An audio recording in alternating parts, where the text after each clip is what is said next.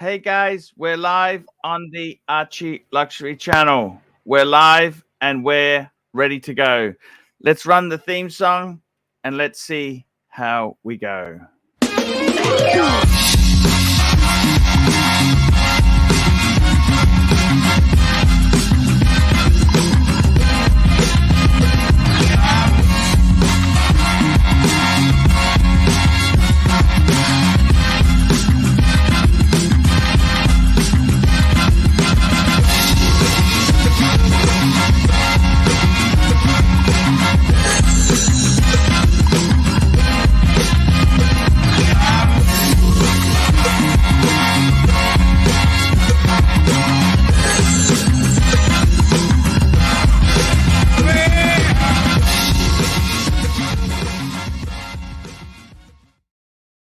Hey guys, it's Archie Luxury and welcome to my live stream. Very quickly, we got a super chat from Alan French Fry, 10 euros. Alan, thank you for the kind contribution there.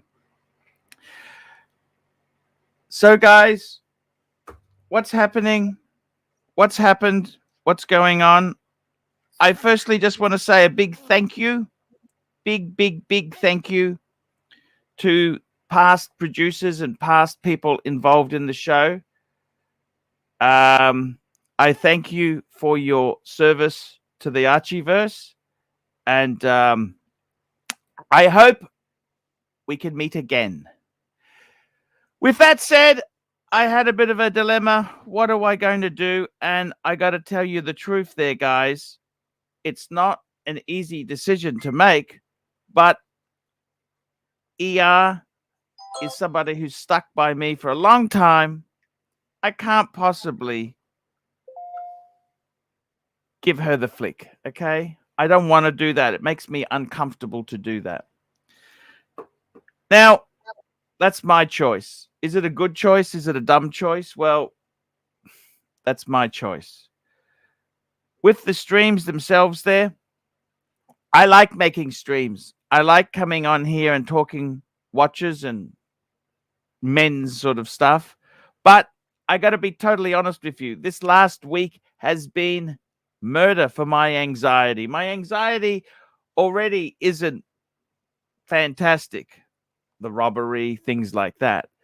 And then to have all this added stress on me, it's really, really awful. It's awful. We got another super chat. We got Mike the Snake joining us. Hello, Mike. Hi, Arch. Can you hear me okay? Yes, perfectly. Okay. Anton May, $1 super sticker. Thank you, Anton May. I got to tell you guys, constant conflict. It's not what I want there. I want to have a time where things can settle down and we can really just enjoy the show. Have a bit of a cheeky laugh. I love a cheeky laugh. But I got to be totally honest with you. Constant conflict and constant problems there isn't what I really want in my life here. I want to try and have some fun and enjoy things. I don't want to have constant, even though the drama can be good for short-term super chats and this and that, it long-term is poisonous. My good friend Timely. Yes, sir. Let me tell this. Timely actually contacted me yesterday and said he's considering leaving the morning show. Well, this show. And I desperately want to retain him. Because he's a nice guy. But he said to me, Arch, I don't want the constant attacks, the constant nastiness. I just want to go on there and have fun. And that's a very true thing, guys. So what I'm trying to say is, guys, to you, we're going to chew through panelists if we don't start being a bit nicer to them. And I've got to be honest with you. It's always hard. Some panelists leave, some panelists come. It's always hard, the transition. But can we please try and make Timely feel comfortable? I've said to him, can you give me a couple days and I'm sure things will get better. So And can I just address something as well? So just with yes, I've copped a lot of flack as well over the past week about getting paid for the gig. So first of all, right, and Paul can attest to this. I didn't put my hand out for anything. He offered it in an effort to try and keep me here. And at the same time, if you break down, if you hang on, if you break down what I'm making off the gig per hour, I was working it out yesterday. US, I think it's like $3 or $4 an hour US, something around that I'm actually making. So I'm not going to go into a total sum, but it's a little bit of something to just keep me happy and keep me here and sort of thing, and just a thank you from Paul. It's not like I'm making a bloody fortune out of it or anything like that. So just putting it out there to everyone that's carrying on about it. And I got to be honest with you, he never asked for it. I offered this money because he does research before the show. Yeah, he's researching topics. He's putting time into it, and I need some. He's now. This is where people got things wrong. He's in the same time zone as me, so we can at least talk and get things done.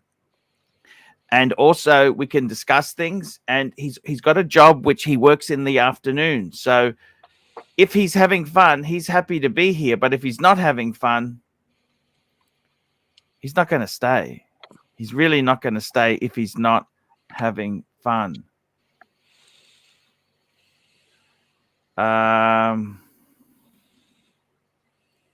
So that's basically it. So,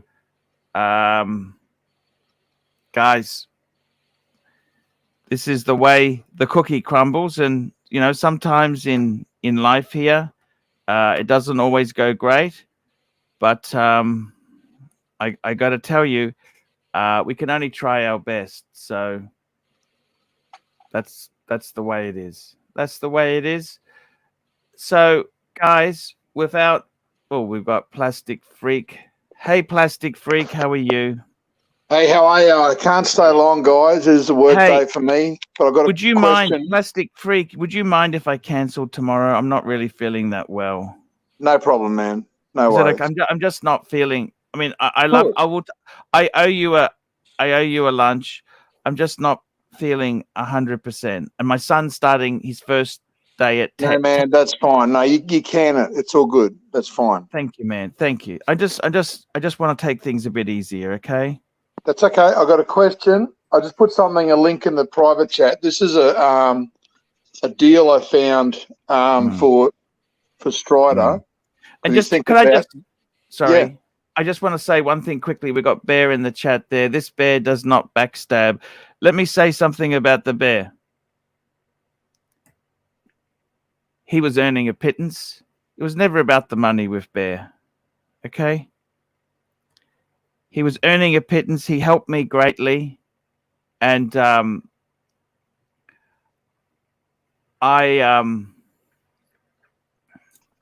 be honest with you. I want to thank him for what he's done. So I'm not going to say anything negative about the bear. That's it. I don't want negativity. I don't want to talk negative about other streams. I want to try and concentrate on my stream. That's what I want to do. Hello, We've got the Arch. Narc here. Hey, Narc. Just quickly, Arch, I just wanted to share that link and just see if Timely can give me his opinion on that deal. That's all I'm after. Okie dokie. All right. It's in the private chat. I'll bring it up. I'll bring it up very quick. You got it? Timely, you're doing a good job. Everyone's supporting you. Now, Archie, if anyone's attacking Timely in the chat, just time them out.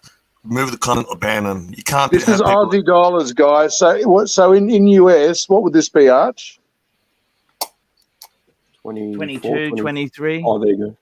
That's probably too much in US, right? But over here, we always pay a little bit more. Yeah. Okay. Yeah. But I know the dealer. 20,000. It's 20,500. 20,500. Okay, Tommy, you know the dealer, right? I know the dealer, not personally. I've spoken with him a few times, but he's been around on Facebook for many years. He's the most trusted dealers on there as well, and he's gone past Facebook now and opened up a company. So yeah, stand-up guy. I've never seen any negative reviews. I've met Dixon. Good guy. I've met Dixon. Good guy. I met Dixon. He's cool. He's cool. Super Dixon's Yeah, okay. I've never dealt with him, but I've heard good things about him. And Strider was talking about putting 29 into a two-tone Sea Dweller, or maybe going for a hype watch. And I found this. I thought that's probably better value than a $32,000 hole. I think so. I mean, it's a hype watch. It hasn't got too much downside. I think the market's going to go down. I mean, I don't know what the fuck I'm talking about with hype pieces. I just love them. You know, I just love these hype Rolexes, and I really want Strider to join the hype club. You know what I mean?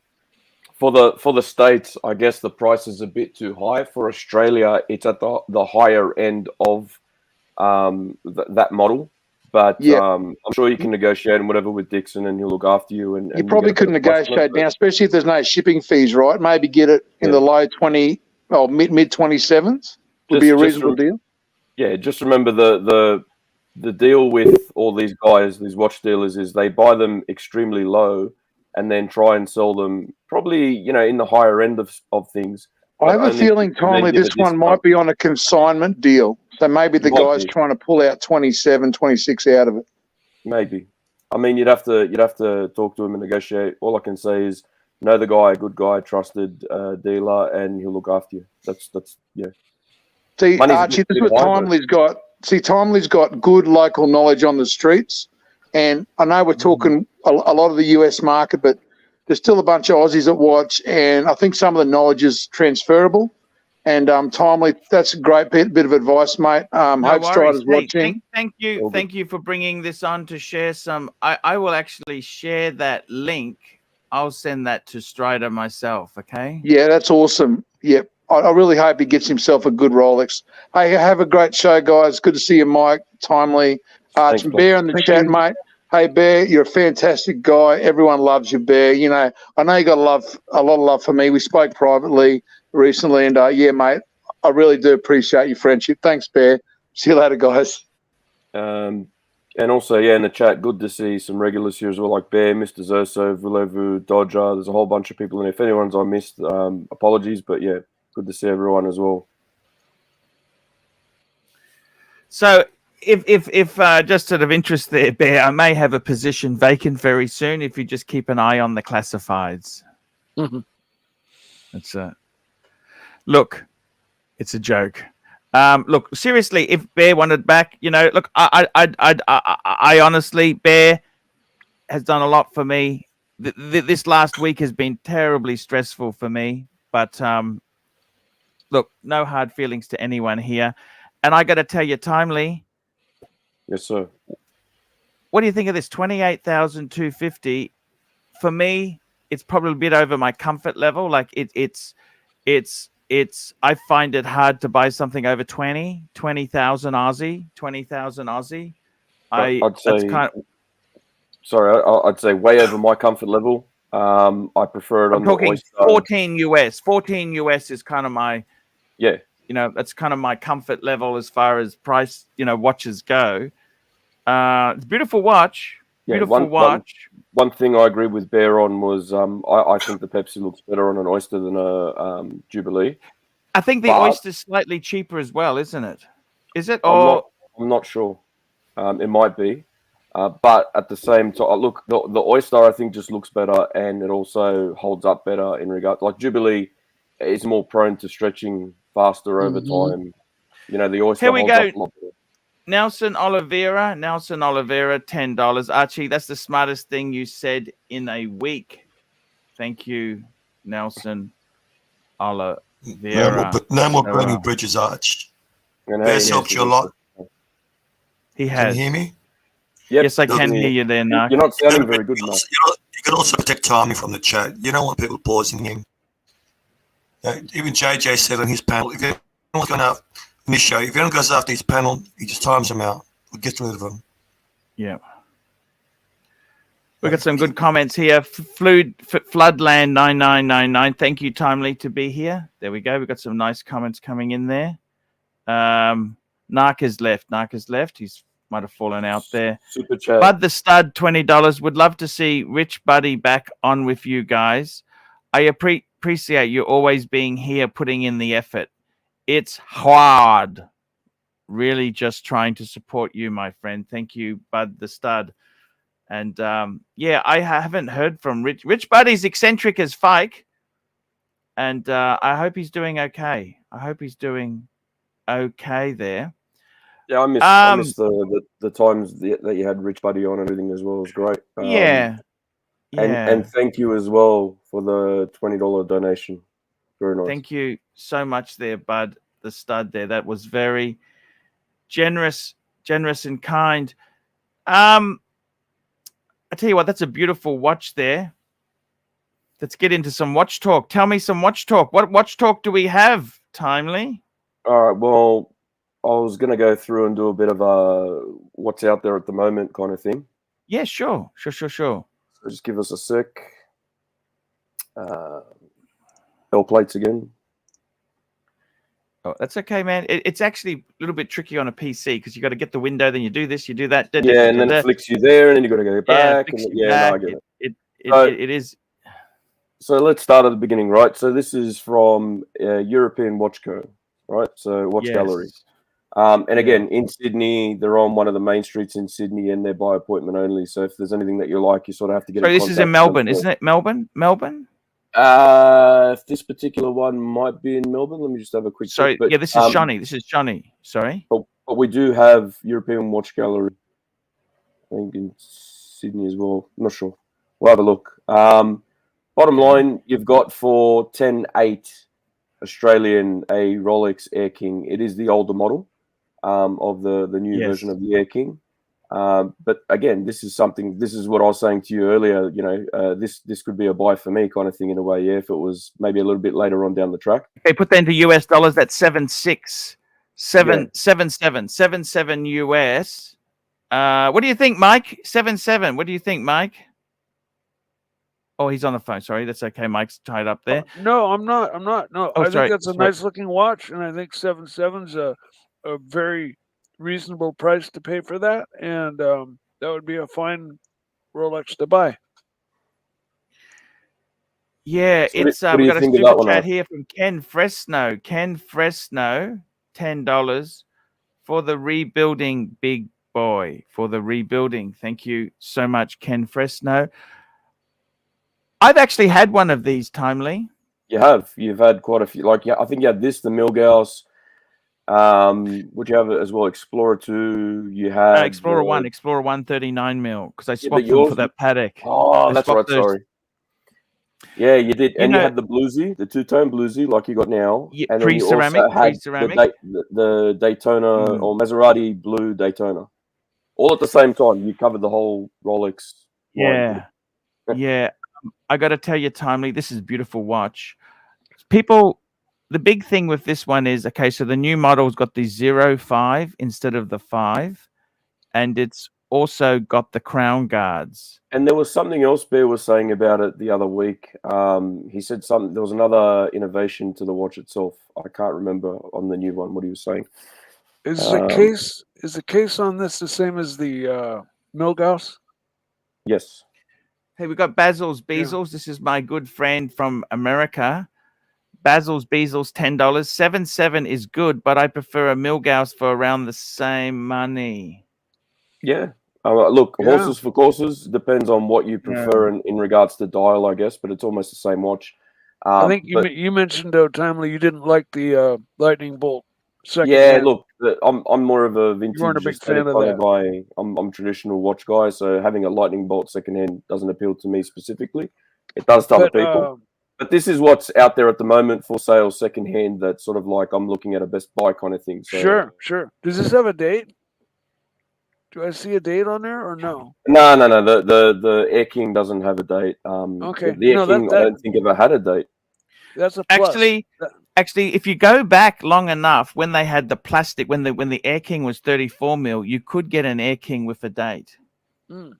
But there now you it's go. just like a Milgauss, just 3-hander. Yeah. Yeah, it's that's kind of A1. I'll just show you.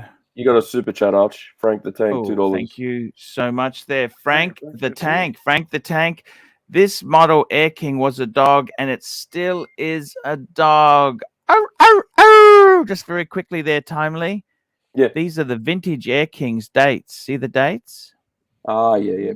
So this would have the same movement then. Hang on, what's this one? They're the precision. So that would have the same movement as an oyster date. So that's the 6694. It's a what 5500 or something. Yeah, they were 34 mil. 34 mil, yeah. So Oh, sorry, 5700. My bad. Yeah. So the you had a 6694 with the same movement. It's just a different dial, pretty much. yeah, fair That's all it is. point. You remember the old oyster dates that you used to have and sell and stuff? You know, Yeah. do I remember them? I remember when I was working for a watch dealer, they were under 1,000 US for a good one, a really minty one, and now those those were the most popular watch in Singapore and Hong Kong at one stage in the 80s. Yeah, because they were really affordable, 34 mil. Yep. They were really affordable, and you had a date. It was you had to wind the bastard up every day, but it was a. But the only problem with the date function on that movement is it's not quick set, so you have to run it through the motions to get to the right date. So if you don't wear it for a while, you really have to go through and keep winding it until you get to the right date. That was a bitch. Yes, because it wasn't quick set. Correct. So correct. Yeah. But everybody wanted a Rolex it's a face thing, you know. It was yeah, everyone wanted to sport a Rolex. Oh, there's a fake bear. I got a fake bear in the crowd there. Holy shit. There's a fake bear and a real bear. Holy shit. How do I know what's real and fake anymore? You might have to get in contact with the real bear just to ask what's going on and see if that's him. And it just for that instance, just so you can see if it's the real or not. No, because you don't want to ban the real bear, right? We like bear. No. We've got respect for bear. We want bear to be here, but yeah, you just want to be 100% sure before you pull the trigger on that. My opinion. Yeah. So while you're doing that, I'm gonna pull up the next one, and this is a little bit more up Archie's alley, I guess. Here we are. So we've got a Rolex Explorer 2. This is the 40 mil black dial for 11.5 at the moment. Again, this was Vintage Watch Co. 11. Is it with papers? 1 sec. So 40 mil brushed so far. Very good. Yeah. 11.5 Aussie. Automatic color. Very good. Doesn't say Arch. Is that 11.5 Aussie? Yeah, that's everything that you're getting at the moment. Is all in Australian pricing. So I'll just convert that over for you guys, just so you know what we're talking about. So in US 8,200 US. I think that's again that's very there's reasonable. There's a bit of a bezel scratch there, as you can see. Yeah, not terrible. Not better scratched than polished. Not saying it is. Just want to disclose everything to everyone. That's also, you know, if someone was interested in it, they can see it, they understand, you know.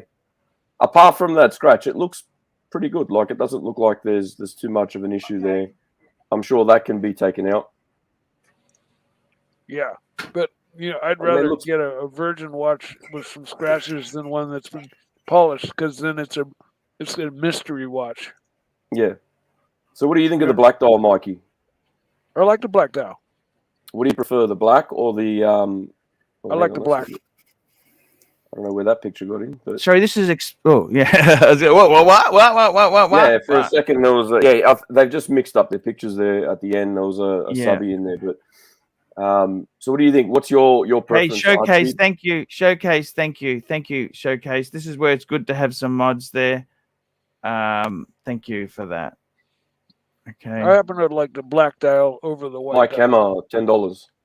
Yeah. Mike Hammer, $10. Pontiff, please tell us what you would like to see from Rolex this year.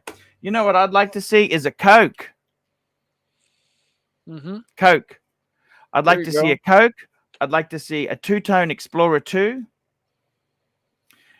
And I'd also like to see what I'd really fucking love to see? Let me tell you this. Some sort of steel sports Rolex on a rubber strap. Oh, yeah. A new entry point in professional sports. Like what watches. they did with Daytona in a way, yeah? But did that drop the price of the Daytona down? Like, did that make it a bargain? Sorry, Daytona? what did they do with the Daytona? Sorry, what? So there's a solid gold Daytona black. Yeah, no. dial But I with want to do it LEDs in on the- steel. I want to do this in steel. I would like for them to say they brought out an Air King or a Milgauss, Yeah. or an Explorer 1, 39 mil on a rubber strap with an Oyster Flex buckle. Does that make sense? Yeah, Yeah, they that'd could be charge good. quite a bit less for it and bring a whole new price point in. It'd be an incredible entry point. You Yeah. know what I mean? Yeah. The person who previously, I mean, what is the bracelet? It's like $1,500 extra bucks, right? Bear Bear's looks like he's saying- on his way out. So See you later. Enjoy. Thank Bear. you. Thank you See you, for Bear. being here and Sorry to being see part you of go, the chat. Bear, but I love you, man. Always will. All good. So Archie, just quickly, two things. One, Yes. you're saying you've said a few times the Explorer 2 in two-tone. What would you make gold out of this? Go through what you would two-tone here. Okay, so what I want to do is something different. I want to do the AP way of doing gold. So your center bracelet would be gold. Yeah. Your bezel would be gold. Yeah. The crown stays steel. Okay. That'd be cool. Yeah. That'd be. So you got contrast. Boom, What about boom, the boom. dial? Would you do like what they've done with the Black Bay and the hand settings and the indices? Thank you, James. Thank you, James. Thank you so much there. Look, I think you'd have to follow what they did on the new Bluesy. It would have to be white because they've set a precedent. Okay. You would follow that logic through. If it were two-tone, though, what about like around the indices and stuff? Would you have as that I was be saying, I gold? think No, that's what we we're just talking about, Mike. yeah, You Oh. have to, yeah. They've already put out their basically they've got their template of what they do, and then they'll just transfer, from watch to watch, rinse and repeat. James, Showcase Watches as well. Thank you very much for the help moderating and stuff like that as well. yeah. Thank you so much. And a really good supporter of the channel, and given from even before I was on the show, I remember James gave you a lot of good advice, and he's a level-headed guy. Great collection too from the other week. So awesome, yeah, James. Thank you. All right. So, what do you think of the price on this Arch 11.5 for this? So it's a 2004 Holes case. Now, I'll tell you something interesting. I don't know if you guys can see it, but if you look at it's got the solid end links with the Holes case. This is actually a bit of a sweet spot watch. Yeah. Yep. Yeah. Because solid end links, not the rattly, but it's got the one thing I found interesting watching. What's his name? The guy from Japan. What's his name? What's his name? The Austin Daniels. He said the sweet spot in these Rolex is Holes case because they're utilitarian watches still. When they got the no holes case, it's kind of lost that utility. You see what I mean? Made it much more difficult. Solid end links and drilled lugs to make it you got easier the best, to take it off and put it on a rubber put strap. a NATO or a rubber NATO, or yeah. whatever you want to do there. Yeah. So the price, what do you reckon about the price? Good, bad? What do you think? I think it's fair. Yeah, I think it's fair. And So they're is it always box going to give you a papers? discount. Is it It box doesn't say. papers? It doesn't say. Okay. And to find out, I've got to inquire and all that. So this is just for the show, Yes. basically. Yeah. We're not going to go too Yes. deep into things. No, The next that's one. okay. Yep, sir. The next one's a bit of a bit of a love for both you and I. So we're looking at a Dorothy Reverso tribute to 31. Oh, nice. And this is Now, in I that think this really is deep blue It's in very good condition. Gorgeous. It's got the Right. blue strap. Is that the bluey strap with that as well to match? Isn't it? Or it's a black.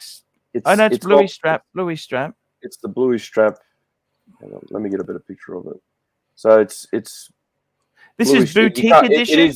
It is blue, but you can't really tell because of the photo, the lighting. But Yeah. it's blue. You with can see stitching. the blue stitching. Yeah. Um. It's got the Casafaliano strap on it as well. Yes. 2019 we're looking at. So and it's the it's the big size here. What is it? 40. Conditions. What are the size? The numbers Sorry. on the size? I see. 45.6 by 27.4. Oh, yeah. That's the sweet one. That's the sweet size. Right. So this is a good size that'll fit just about everyone. Mechanical Yeah. wind, beautiful condition. And again, Now- with JLC, they do their 1,000 hours of testing, and So let's just put that into a US perspective. This is about 10.9 Aussie is 7750, 7750. Hey, that's a movement. 7750 US. Is this a boutique edition? I think that was that blue available. I can't remember. Now, when you flip this over, it's just a solid metal case back. I'm thinking Yeah, so. On this particular Yeah, model, interesting. they don't I actually. think He doesn't have a photo of didn't it flipped show. over. Yeah, he's just got Okay. case back shots and that. I'm pretty sure it does have just the steel back on it. And when they came out, I'm not sure the color scheme, but I do know there is a green, there is a red, Yeah, and there is a blue. The original was black. I had that actually. Yes. I had the black one. The black one was the original tribute to 1931. This blue And- is beautiful. The blue is 10.9. How do you feel about that? Well, for my 976, I didn't get it through a online dealer or a store Yeah. like a luxury or for Vintage Watchco. I got mine for 7.8, and he did discount it for me. And this was someone that, again, sort of like a Dixon that's been around Facebook since the beginning of buying and selling, and has his own thing in the city and all that kind of stuff. No, we did the Mike Hammer. We did the Mike Hammer super chat. We did that. Yeah. That's no problem. we We did did. it. They were talking about what we wished they would bring out there. So we definitely did do that. So look, 10.9. It's under retail, but it's look. You'd want to get a grand off or something on that one. My opinion. Can I ask you if you could do a swap? Would you swap your Reverso for this Reverso?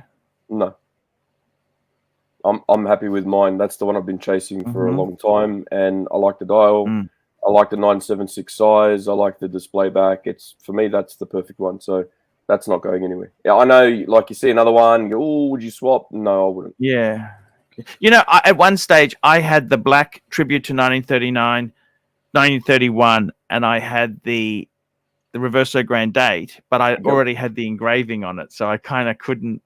Yeah. I might have swung for the black tribute because these tributes, these are actually quite thin as well. They're quite thin.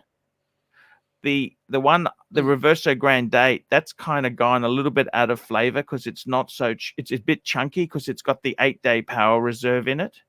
Yeah. Wow. Yeah, you've got or you had the chunky monkey. Yours was a bit thicker, and it was a touch more like on the square side rather than the rectangle. Even though it was rectangle, I'm saying compared to my one, it was just a little bit more on the squarer side because of the movement that had to be fitted, the lug width for strapping, all that kind of stuff made it that little bit more wider.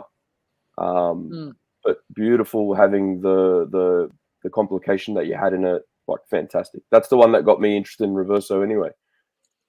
So here's one that you're gonna like, Archie, but I don't know if you're gonna like when you see the price as well. Mind you, yours is different to this. Holy shit! Yeah. Yeah. Okay, so this one here, this is a 16803. That's a transitional. Yep. And this is from 1984. So we're looking at a vintage piece. It's in Brizzy store. So that wouldn't actually have the gold in the clasp. Actually, just click on that picture Let's there, have a you can look. see the clasp. So Yeah, so those they don't have the gold in the clasp at this time, right? yeah, I like the gold in the clasp. Does that make sense? yeah. No, it really does. In regards to this one, so if you're a vintage guy or your birth year is 84 or something like that, you'd be interested in it. I mean, it's in pretty good nick for its age. Yes. You have a look Archie, at it. when did they go from the folded links to the solid links on the oyster bracelet? A little bit of patinaing on the handset in regards to the loom and so forth, but Yeah. I mean, I think the it's a links vintage piece. when they went from folded to solid, I think that was in the 70s. Okay. Because they were a folded metal bracelet, and you can tell. So basically, it was a piece of steel that was folded, and then this here you can see clearly it's the solid end links. We got the is that the Narc on again? Hello, Narc. What's happening, Narc? Hello. His bear cleaning got a. Hello. You Can cut you hear out me? his His bear bear cleaning cleaning got a wrench. No. Now, see what's going to happen is you're going to have people creating fake bear cleaning accounts. So to know who the real one is, it's a good idea to wrench him. Yeah. Okay. They're going to try to create trouble here, Arch. Do you understand what I'm saying? Just do that one now. It's a good idea. Let's do that now. Because I've seen 3 fake bear cleaning accounts already. So give him a wrench so he deserves it. So that way we know. Is it okay if I just send him a message in WhatsApp? Do you want a wrench on my main channel, or just ask him that? You just give it to him. Tell him why too. That's how that. How do I know when he's there? But how do I know when he's there? Because he's got a wrench.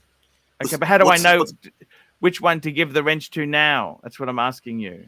You can click on his profile. If it goes to his YouTube channel, it's him. It's up to you. But they're going to create fake accounts and trying to create drama, which you don't need. Humble Pine is here. We got Humble Pine. And we got Voulez-Vous $5. Voulez-Vous $5. Here we go.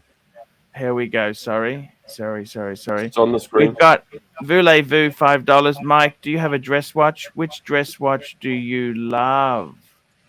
I really love the Reverso.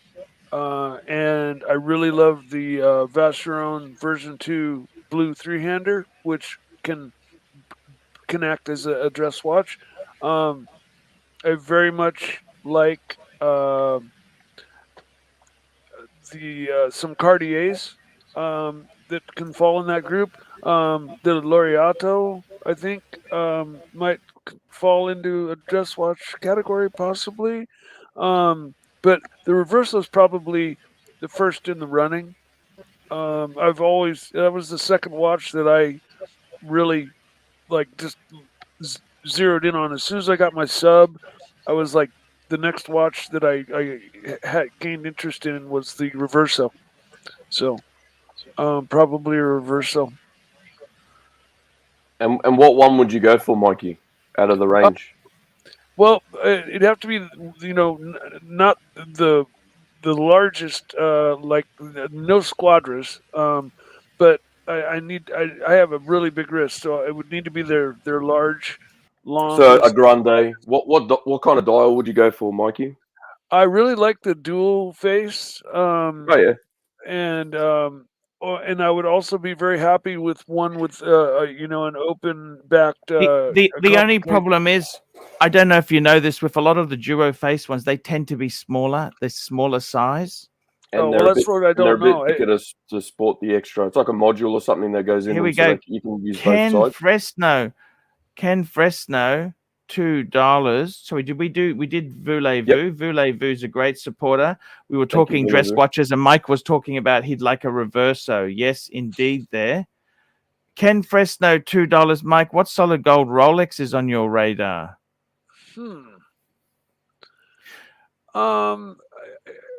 It would have to be a white gold Yachtmaster 2 or Yachtmaster. Something in white gold. Okay. Do they do a Yachtmaster What's the Yachtmaster? That just gives me a mental blank. Did they do that in white gold? Is Yachtmaster it, 2? yeah, it's the one that Oh, you're talking the Chicago Yachtmaster has. 40. Yachtmaster 42. Yachtmaster 42 Yeah, on the rubber strap, 42. you mean? Yes. Yeah, sorry, that's not a 2. That's a Yachtmaster. Yachtmaster. Okay, sorry. Yeah, no, Yachtmaster 2. No way. No. That dial is no. I misspoke. The Yachtmaster, standard Yachtmaster 42 in white gold, rubber strap. That would be my solid gold first choice. Yes. Don't really. I've never really. I mean, I toyed with the idea of a two-tone, and with the root beer, but that kind of ended, and I don't really have a really big urge for gold. And if I were to go solid gold, I'd probably go white gold before I went yellow or rose. Yeah. Timely, do you have Yes, a sir. gold Rolex on your radar? No, unfortunately, that's going to be out of what I can afford. And I'll be honest with you, right now, with what I'm trying to do by getting enough money together to go for a nice holiday next year, and the usual odds and sods for the year, I'm pushing it to try and get myself a Steel Sports Rolex. So, yeah, I'm not going to bite off more than I can chew. I don't see in the next few years me getting a solid gold piece, but you don't know what's going to happen in 5 years' time or something. Yeah, I might end up getting a solid gold Rolex. That'd be great. Honestly, if one came to me, like, if price weren't an issue, or a solid gold Datejust would be probably a nice choice. I got to tell you something. Here's something shocking. Can I tell you something shocking? Yeah, there's not many of us watching anyway. It's fine. No.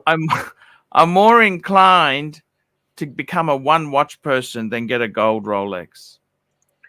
Yeah, but the problem with that is, right, and let me explain the issue that you're going to have. The issue with that is you need a Rolex and a Patek, because you're not going to, like, if you're going to get one watch, you're probably going to get a Patek, and then the Patek is not going to be I got to be honest with you. Timely, my circumstances have changed. Okay. Yeah. Okay. I would say honestly, how many of these things do you really, really need there? I think a good Rolex, right? Yep. A good Reverso, a good chronograph, 3 or 4 watches. Isn't that enough, really? What do you think? For me, yeah, I'm trying to get a great 4-piece going, and then possibly adding a 5th later on, maybe with a Speedy or something. Whoa, we got a couple of big super chats going. Wow, we got some super chats. Let's get this here. Big Guns, $10. Mike, can you briefly tell us the story about your jeweler and the people who tried to rob him? What happened, Mike? Oh, my jeweler had a I think he said it was a Trans Am, but they screeched to a stop in front of his store. These guys jumped out with masks on. They came into the store with guns, and they said, "Everybody get in the back room." And I don't know if they broke cases or not, but they cleared his cases out, and then jumped back in their car and tore off. And I don't think I don't know. I didn't get too many details about it, but that's the story. He was robbed, and that's a terrible story. That's an awful story. Yeah, that's really awful. Another Rolex X dealer that's really close to me that was robbed and has a back room, and he came out of the back room and actually shot one of the robbers dead. Ooh. And shot the other robber, and that robber got in the car and sped off, and he defended his store, and basically is my hero. Defended himself, and shot one of them dead and injured the other, if I'm not mistaken. And yeah, that's what you do, man. But he's not a dealer anymore. They pulled his Rolex dealership. That's nasty. Yeah. We've got another super chat here. Fern J 75 $10. Have 2 years to save for Grail watch 50th birthday. The FP Journe classic chronometer optimum silver dial. What do you think? Now I will. No, I've got it already. Oh, you got it already? Beautiful. Beautiful. Let's have a look at this thing here. Bring it up on the screen. It's Is it? Holy shit! It is. It's beautiful. It's beautiful. It's beautiful. Yeah. I got to be honest with you. Journe was a brand I came to a bit later. I wasn't really a huge Journe person. I thought, what the hell are they? I actually met a guy in Singapore. He took me to lunch. I had my yellow gold world time. He had an FB Journe chronometer de blue. And he let me hold it. It's a beautiful FP Journe makes beautiful stuff. Okay. The only thing is, Fern J75, can you be this picky? Like, where are you going to get this? Like, I would say, if it was me wanting an FP Journe, I'd say whatever FP Journe comes my way, you got to assess it when it comes your way. Just a movement shot as well, just so you can see. I mean, that's you got to give it to FP Journe for their craftsmanship, right, and their design. Yeah. They make beautiful timepieces. You're kind of in the Lange territory. Look, what I would say is, Fern J, keep your eyes open. I take it you don't mean from the FP Journe itself. You mean from a grey market dealer. Yeah, I'd keep my eyes open when the time. You got to pounce. Be ready to pounce if the right thing comes up. The good news is, I think prices may be coming. The economy seems to be coming down a bit, so you might see prices come down a bit if you're happy to wait. So, what do I think? Beautiful. What a beautiful 50th birthday watch. It's absolutely beautiful. Can't go wrong with an FP Journe. And we got Bud the Stud here. Bud the Stud, $5. Any thoughts after Mike's story on what Rolex will release this year? Is he talking to Mike or to us? What's he? Well, let's go around the grounds. What do we think Rolex is going to release this year, right? So let's start with you, because you're the pontiff, and you've had more Rolex than any of us put together, right? So let's go with what do you think they're going to release this year? We may see a Daytona revamp. That's what I'm thinking. Maybe a Daytona revamp. Yeah, that would be cool. What about you, Mikey? What do you think? And then I'll tell you what I think. If they made the Daytona bigger, I would be more of a fan of it. Mikey, big like list, Archie, I would love to see a Coke, just like Archie said. And that's nothing really else popping to mind right away.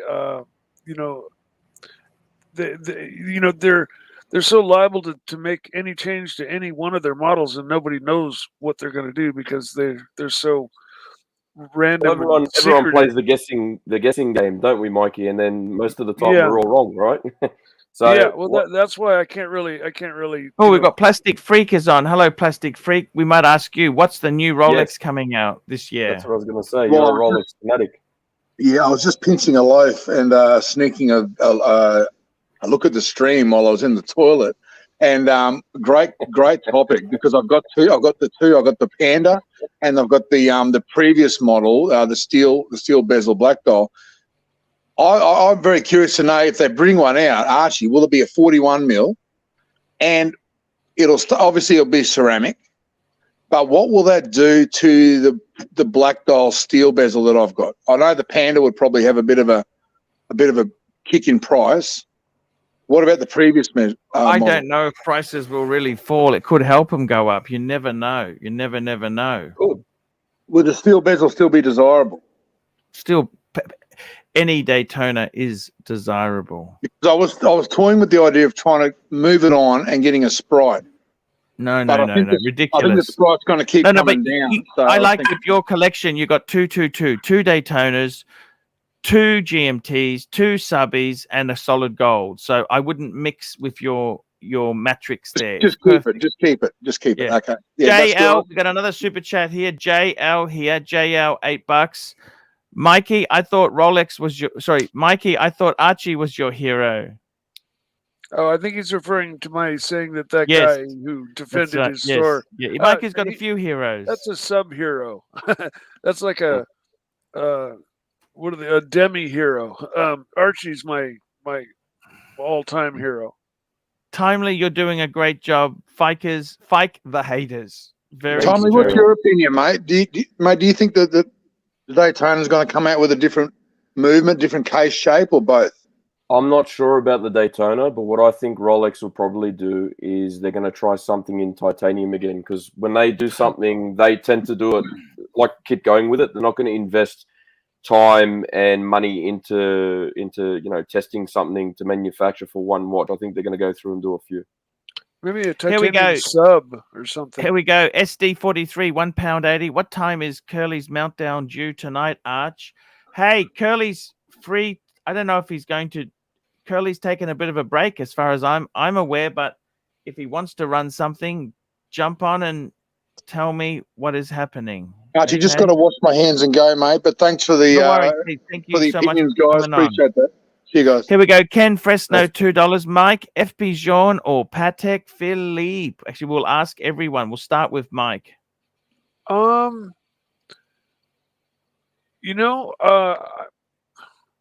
That's a real tough one. I haven't seen enough of FP Journe to really make a comparison between the two companies.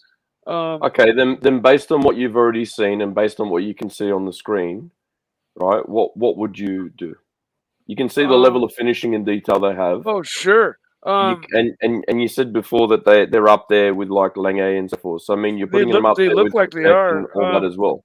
I guess I'll make an uneducated guess of FP Journe. Just You can't get it wrong, Mikey. It's okay. It doesn't matter which way you spin. Well, I mean, looking at this model and seeing that they make some models that are asymmetrical and kind of very interesting dials and stuff like that. But I know AP does as well. Mikey, or it's a $2 super chat, mate. Okay. Let's move on to the next one. Time to unwind. $2. Mike, please tell story when Goebbels lived in pants 4 to 9 years. What? It's gerbil. It's like a little rat. Ooh. Didn't happen. I don't know what that's about. Fair enough. Bud the Stud, $5. There's a gold Hulk coming out at some point, I think. Holy shit. That'd be gold cool. Hulk. Can you imagine? Yeah. That'd be beautiful. That would sell like you wouldn't believe. You'd never be able to get one of those. Green and gold, I think, go well together. And I agree. I think that would be probably their best move if they were. Okay. We've run through the super chats, Mikey. FP Journe or Patek? Go. Journe. Okay, cool. What about you, Archie? You know what? For the same money, if you're going to get a Journe, you could get a really, really, really nice Patek for the same money. I'd just take a Journe. Let's take a Journe. Because the Journe, I got to tell you, man, they're incredible. They're really, really, really incredible. Above my the ones I've seen are just, off the hook. I'm too traditional vintage in taste to go for a Journe. As much as I respect them, and I would absolutely adore one. If my option is between that and a Patek of a similar styling in a way of like the same kind of dressness done to the movement, in the same kind of steel, but with a more traditional dial or same complication, I would probably go the Patek. But this is an absolutely stunning piece that's on the screen at the moment. You can't deny that. The funny thing is, FP Journe, they were only founded in 1999. Yep, and look at what they can do. It's amazing stuff. I must say I like their Journes that are on the leather straps. I'm not keen. They had a Torno case Journe. I've never really been that keen on that. Yeah. And here we go. Ken Fresno. We got a super chat from Ken Fresno. Sorry, that was my bad. Sorry, Ken Fresno. I clicked on it. How much to blacklight plastic cell phone? What does that mean? Blacklight lit. Oh, probably put phosphorescent on it so it lights up under a black light. I think he's yeah. How much? Yeah. I don't. He's kind of always sneaking calls in. I don't think he wants to get in trouble. Time to unwind. £1.80. Arch, you ever sniffed air hostess undercarriage? I'll tell you this now. I have never had the honor, the excitement, the joy of going out with an air hostess. I must admit, I often, when in my younger days, I thought that was the meaning of life. But yeah, unfortunately, I didn't have the charisma, the charm, or the money to be able to pull that off. You had the two-tone bluesy at one stage, though, and you still do. I know. I'm not going to get in trouble. I'm just saying that would also help, probably. But you know what? As life has moved on, there's more important things than dating an air hostess. But thank you so much. $5. Bud the Stud. Here we go. Green gold day date. Gold green day date from last year is the next John Mayer type of jump to happen. Amazingly underrated at the the problem is, Bud, that watch is impossible. You know what he's talking about, don't you? That's that new day date 40. I gotta tell you, I'll actually bring it up. Yeah.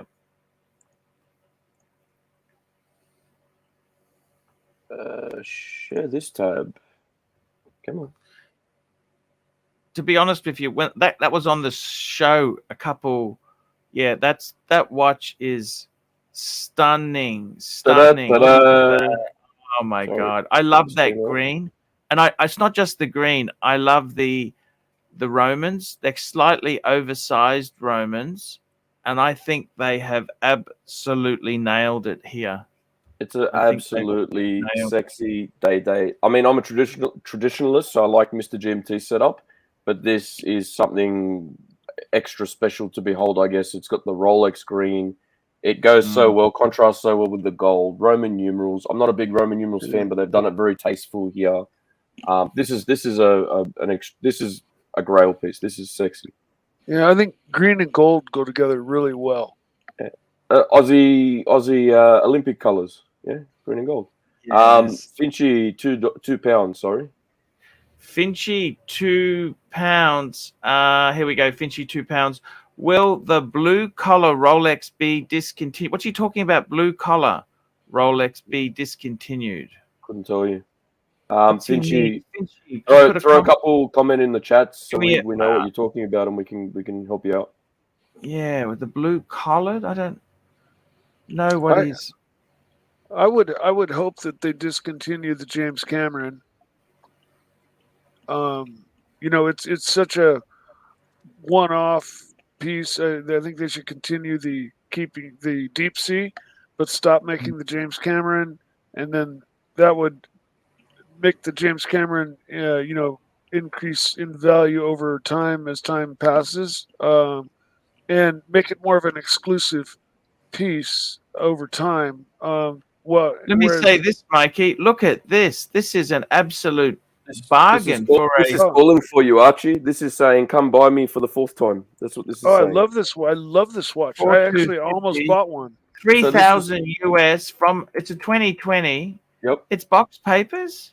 Box papers from Cove for 4,250 Australian. He'll move on that price. He'll do it, especially if you're a return customer. Why is it so low? That's just. Don't know. They're not that expensive, and if I had the money, I'd buy that watch. When I went and bought my Tudor, it was between this and the Pelagos.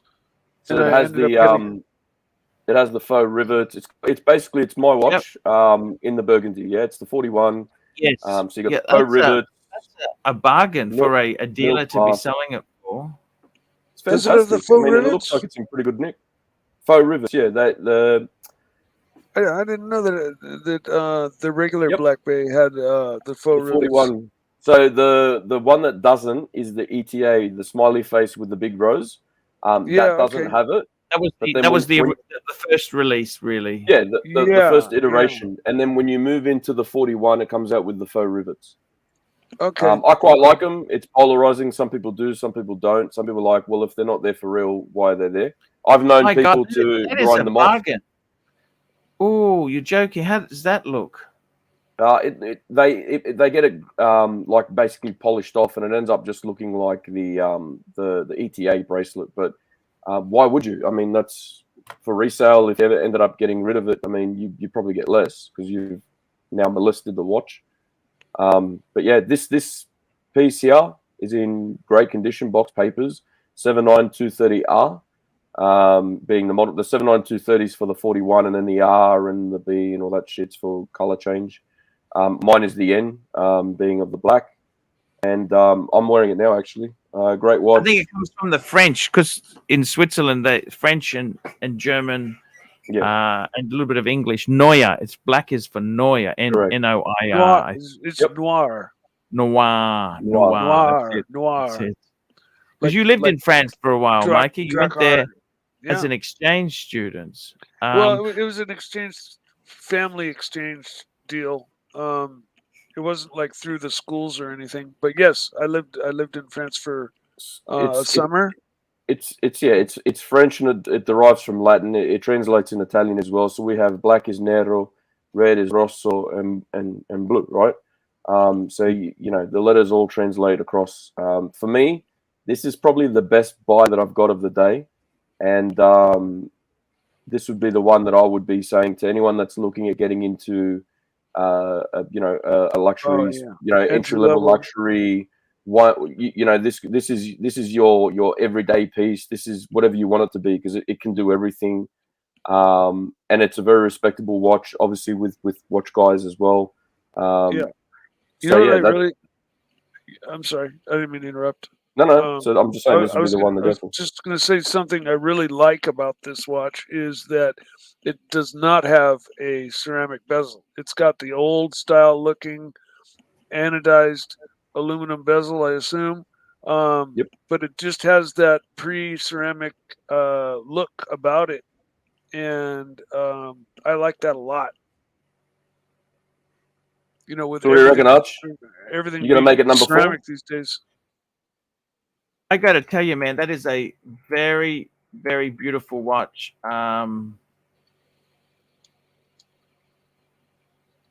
It's very tempting at that price. Look, I got to be careful. Look, I just got to be careful with my money at the moment. But I'll be honest with you. I got a good friend of mine, Shawnee, dealer in Melbourne. We had European watch thing up before. He said this is the best entry starter. Tudor, Black Bay, 41. He said you got an in-house movement. It's a beautiful design. He said, what more do you really need? And he's 100% right. I have to agree. This over the Black Bay every day.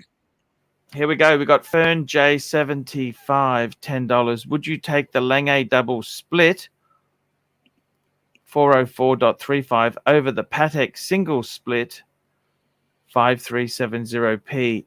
It's at least 100,000 difference. Split second. Okay, so the Lange is a double split, and the other one is split seconds. You know what? You're at a level there that is absolutely crazy. These type of things here, Lange double split, these things are just incredible. These Langes, oh my God, look at these things. Double split Langes. Wow. The two second hands tell you it's a double split. That's the model there, 404.035. Holy shit.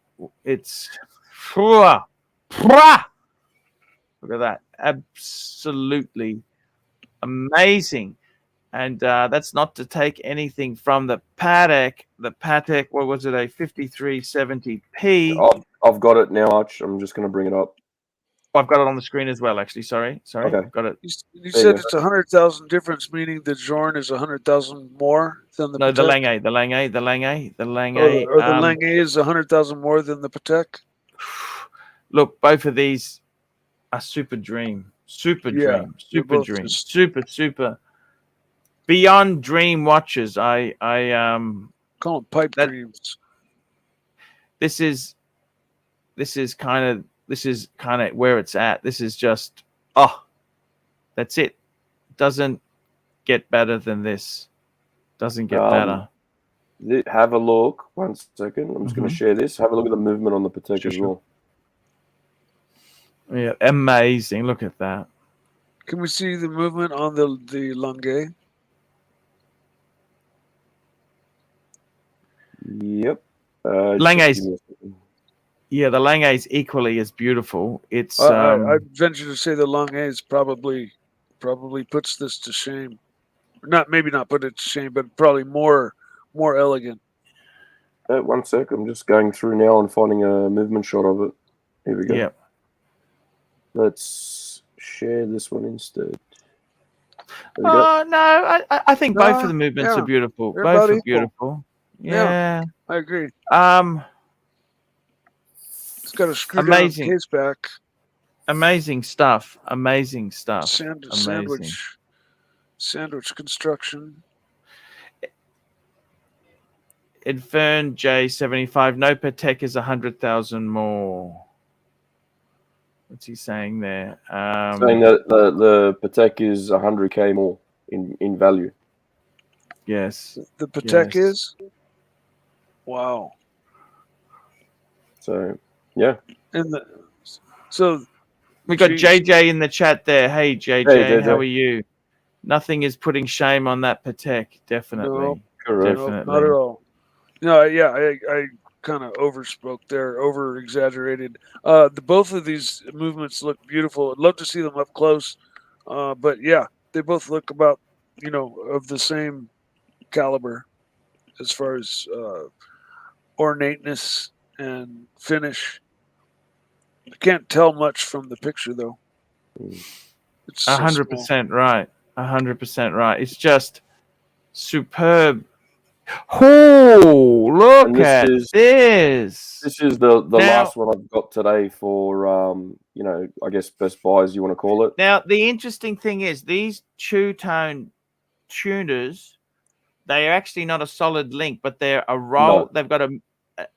They're not plated. They're rolled gold. So it's a different technique, which is still very, very nice. 5,650. Shit, that's not ridiculous, is it? No, that's a sweet looking two-tone watch.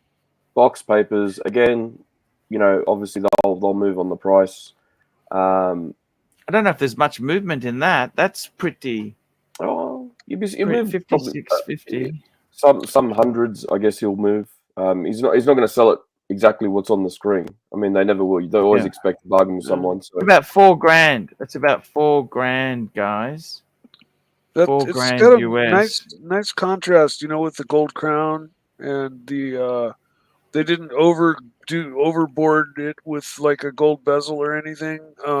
Just a nice. I think bracelet. Yeah, the bezel's got the siding. The siding is gold. Is gold. Is it? Okay. Still though,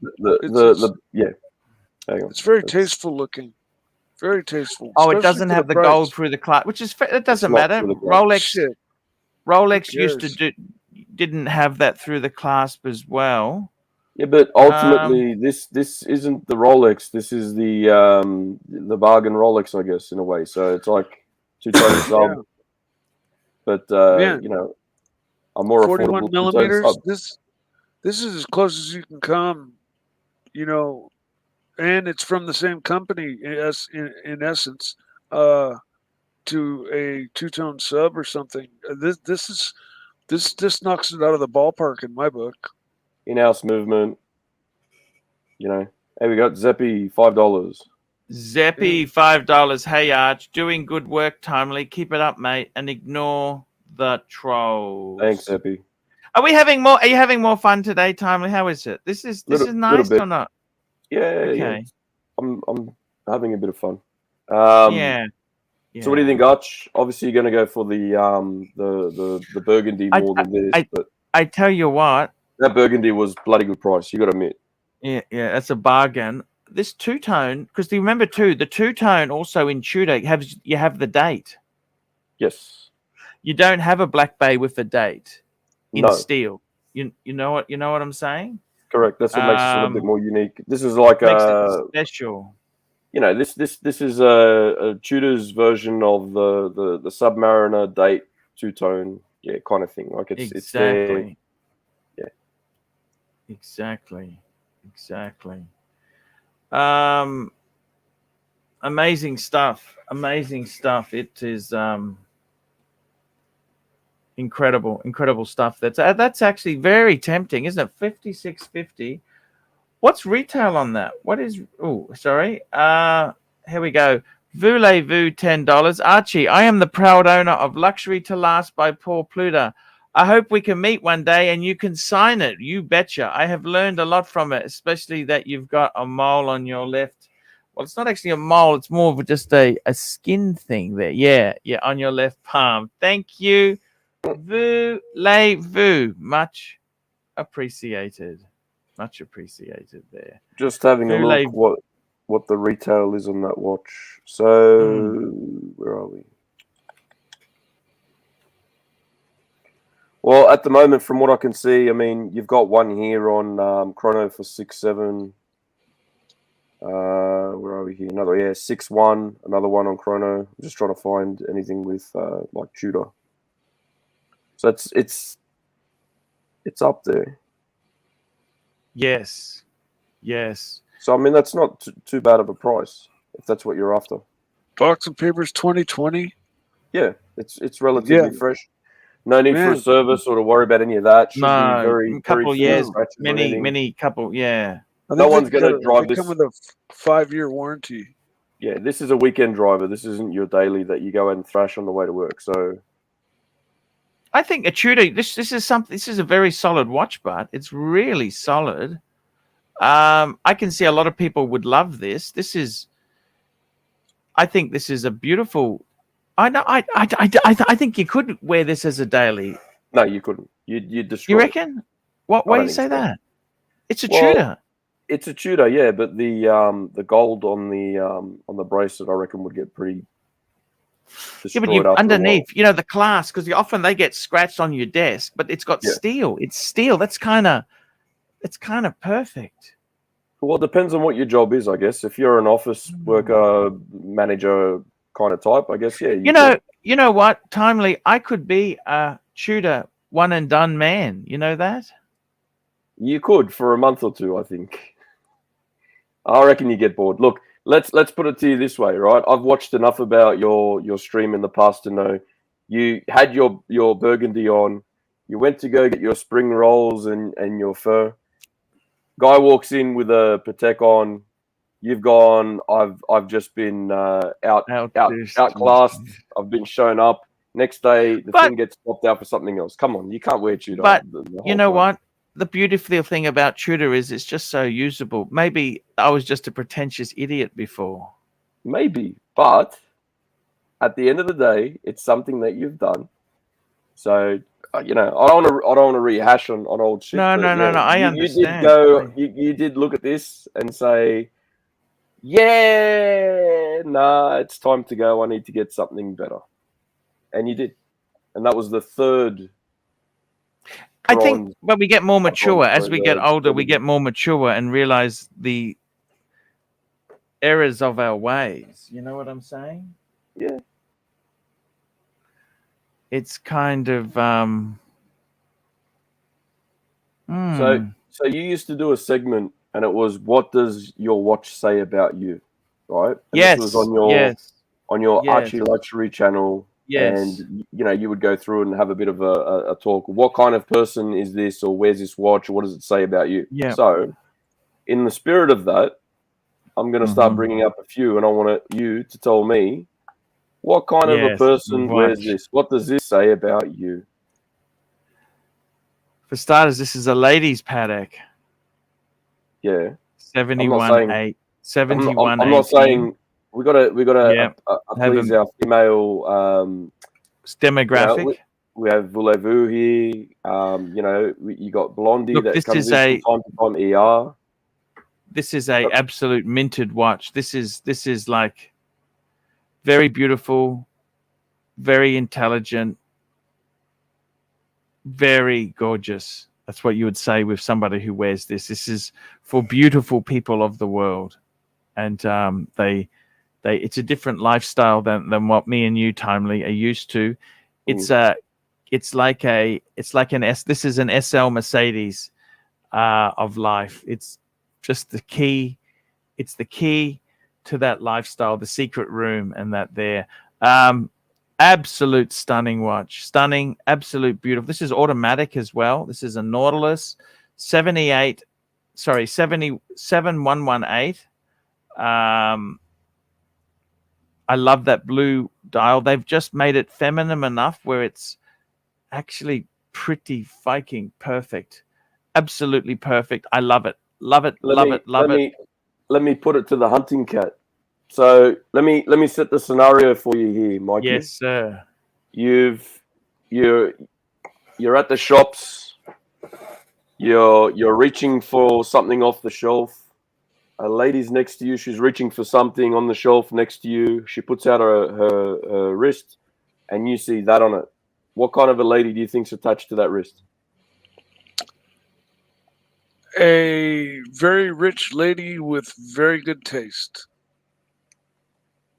Yeah, just quickly as well. This is because I do love the Narc. He's been very, very supportive of me. Yeah, Narc, I get it. To put me on camera would be better, but at the same time, right now, I'm not exactly going to go, nervously smile or any bullshit like that, and drum up any kind of issues. So right now, I'm comfortable just being off camera, and we'll see how we go. Okay, it's okay. It's okay. So I appreciate that, and I appreciate Narc's been a very good help. Off the screen kind of thing, away from the YouTube thing, just giving me tips and pointers on how to improve and how to make things a bit more fun and interesting, I guess. James is saying, is it feminine? I think the hands are very feminine. The dial, it's different to the men's, the 5711. It's different. It is very different. Yeah. JL, $3 on the screen. JL, $3. Blondie wouldn't like it. It doesn't have moon phase. Well, you can't please everyone, can you, JL? Have everything. Thank you. Yes. Yes. All right, so let's have a look at the next one. All right. One sec. Just loading. And loading and loading. I think Cartier. Oh, look at this. We had this on screen before, right? So we've got the offshore. This is the offshore. Yeah, Royal Oak offshore. This is. I know. I don't think these are rubber pushers. I think these are black PVD or DLC pushers. They don't look like rubber. So what do you think, Archie? What does this say about you? What kind of a person wears this watch? I think this is a... well, starters, you got some money because this is not cheap.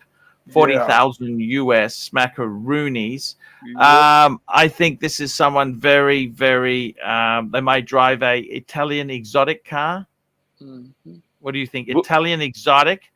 I think Voulez-Vous, $5. Voulez-Vous, $5. Archie, I also have collecting Louis Vuitton. Do you truly have all those millions of catalogs? Incredible. Must be worth a fortune today. No, I've got a few catalogs. I got about 20 catalogs. I haven't got hundreds, millions of catalogs. And they're not that valuable, actually. They come up from eBay from time to time. Yeah, I think they stopped doing them about 2011 or something. 2010, 2011. They stopped the catalogs. There you go. Yeah. It's so from memory, and this is going back, I think, beginning of last year or the year before even. You had a gentleman he was in New York, He had his Yes. like penthouse apartment or something. He was just Yes. about to go out for a nice steak dinner somewhere, schmancy, with his Ooh. lady friend, and I think he was wearing one of these. And that is the kind of guy that is. Yes. I forgot the gentleman's name, so I apologize. It was very, very long time ago. Was that Ken? Was that Ken Fresno? I can't. Maybe if you're here and that was Oh you, my God. please. I remember him. I remember his face. I remember who you're talking about. Yeah. He had a girlfriend who was studying law, and he got her a think Mercedes C-Class for her.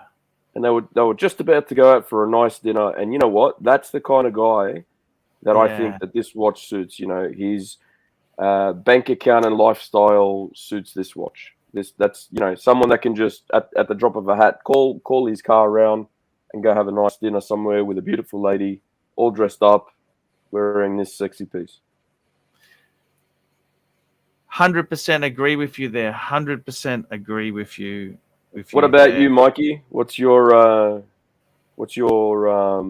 opinion? What do you think? This is one of the Royal Oak offshores that I actually kind of like a lot, and I'm not a real big fan of the Royal Oak offshore, but yeah, they've always just been so far out of my price range that I've never really paid them much heed.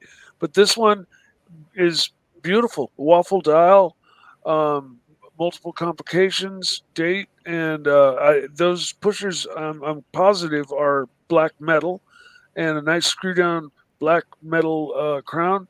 This thing's got it all. And we all know that their bracelets are, masterpieces, with the different brushing on the different lengths and stuff. I got to be honest with you. You don't want to own this when it needs a service, but you're looking 5,000-6,000 RZ service on this easily if something's wrong with it. We're not. We didn't really take that into consideration. I'm just talking about the wow factor of the watch. I like it, and like I said, I'm not a real big fan of AP Royal Oak offshores. But yeah, this one I like a lot. Awesome. All right, let's move on. Let's not stick around for too long. So the next one, this is a favorite of mine because I'm into vintage motor racing in a way, like the days of Fangio and Ascari and all that. Yes, so, the Vacheron 1921 Historiques. Love this watch. Nice. Absolutely love this watch. What a beautiful watch. Being a race car driver myself, I would love to have one of these. Saad doesn't like it. I was talking to Saad. Saad said it doesn't feel right. Doesn't float his boat. Has Saad had one of these? I don't think he has, but he says, it's kind of weird. You got to squint to try and look at it, I've actually touched one of these. I've actually held one of these. Yeah. Is it a small watch? I don't think so. Let me just go back to I'm just on the StreamYard page. 1 sec. So let's have a look. So it's 8 mil thick. It's expensive. Watch specs. Boom. Okay, so we're looking at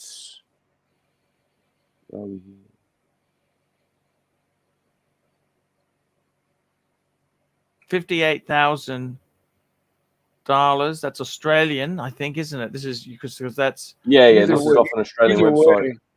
Look, it's 22 mil. 40 grand, 41,000 US, $41,000. 22 millimeter lugs. Yeah, so it's going to be a big watch. It's not going to be something small. Yeah, 22 millimeter lugs is going to be 40. Yeah, I agree. So, all right, let's get back to the thing. So, what does this watch say about you? What do you think? Actually, I got to tell you, this is one of my all-time favorite watches. It says, fuck it. Because let's face it, if the person was concerned with investment, they'd buy the Patek. This is somebody doesn't care, just likes it. Mm-hmm. Individualistic. They follow their own direction. They got confidence in themselves. They love retro vintage design. They could have had a Porsche 356 out the front, or they could have a brand new Bentley. This is just such a cool. They do a 36 and a half and a 40. And a 40. Thank you for that. I think this says, it just says you've got amazing taste. What can it say? This is kind of, JJ could pull this off. He's owned such amazing shit. He could pull this off. That's what it says to me. It's just incredible watch. To me, this says someone that's into, the days of yesteryear. They're into motor racing or cars to some degree. They've got that. I'm going against the trend. I don't really give a shit about what's going on, styling about them.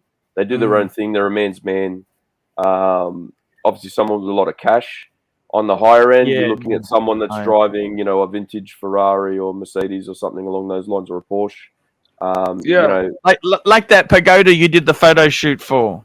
Yeah, like the pagoda. It could be that. Could be, like a real vintagey 60s version of a 911 around that. It could be a Ferrari, Ferrari 365 Dino. or 275 or the 260 Dino or something like that. But that's what definitely it screams to me. Yeah, I agree. It definitely screams vintage sports car. Yeah, 100%.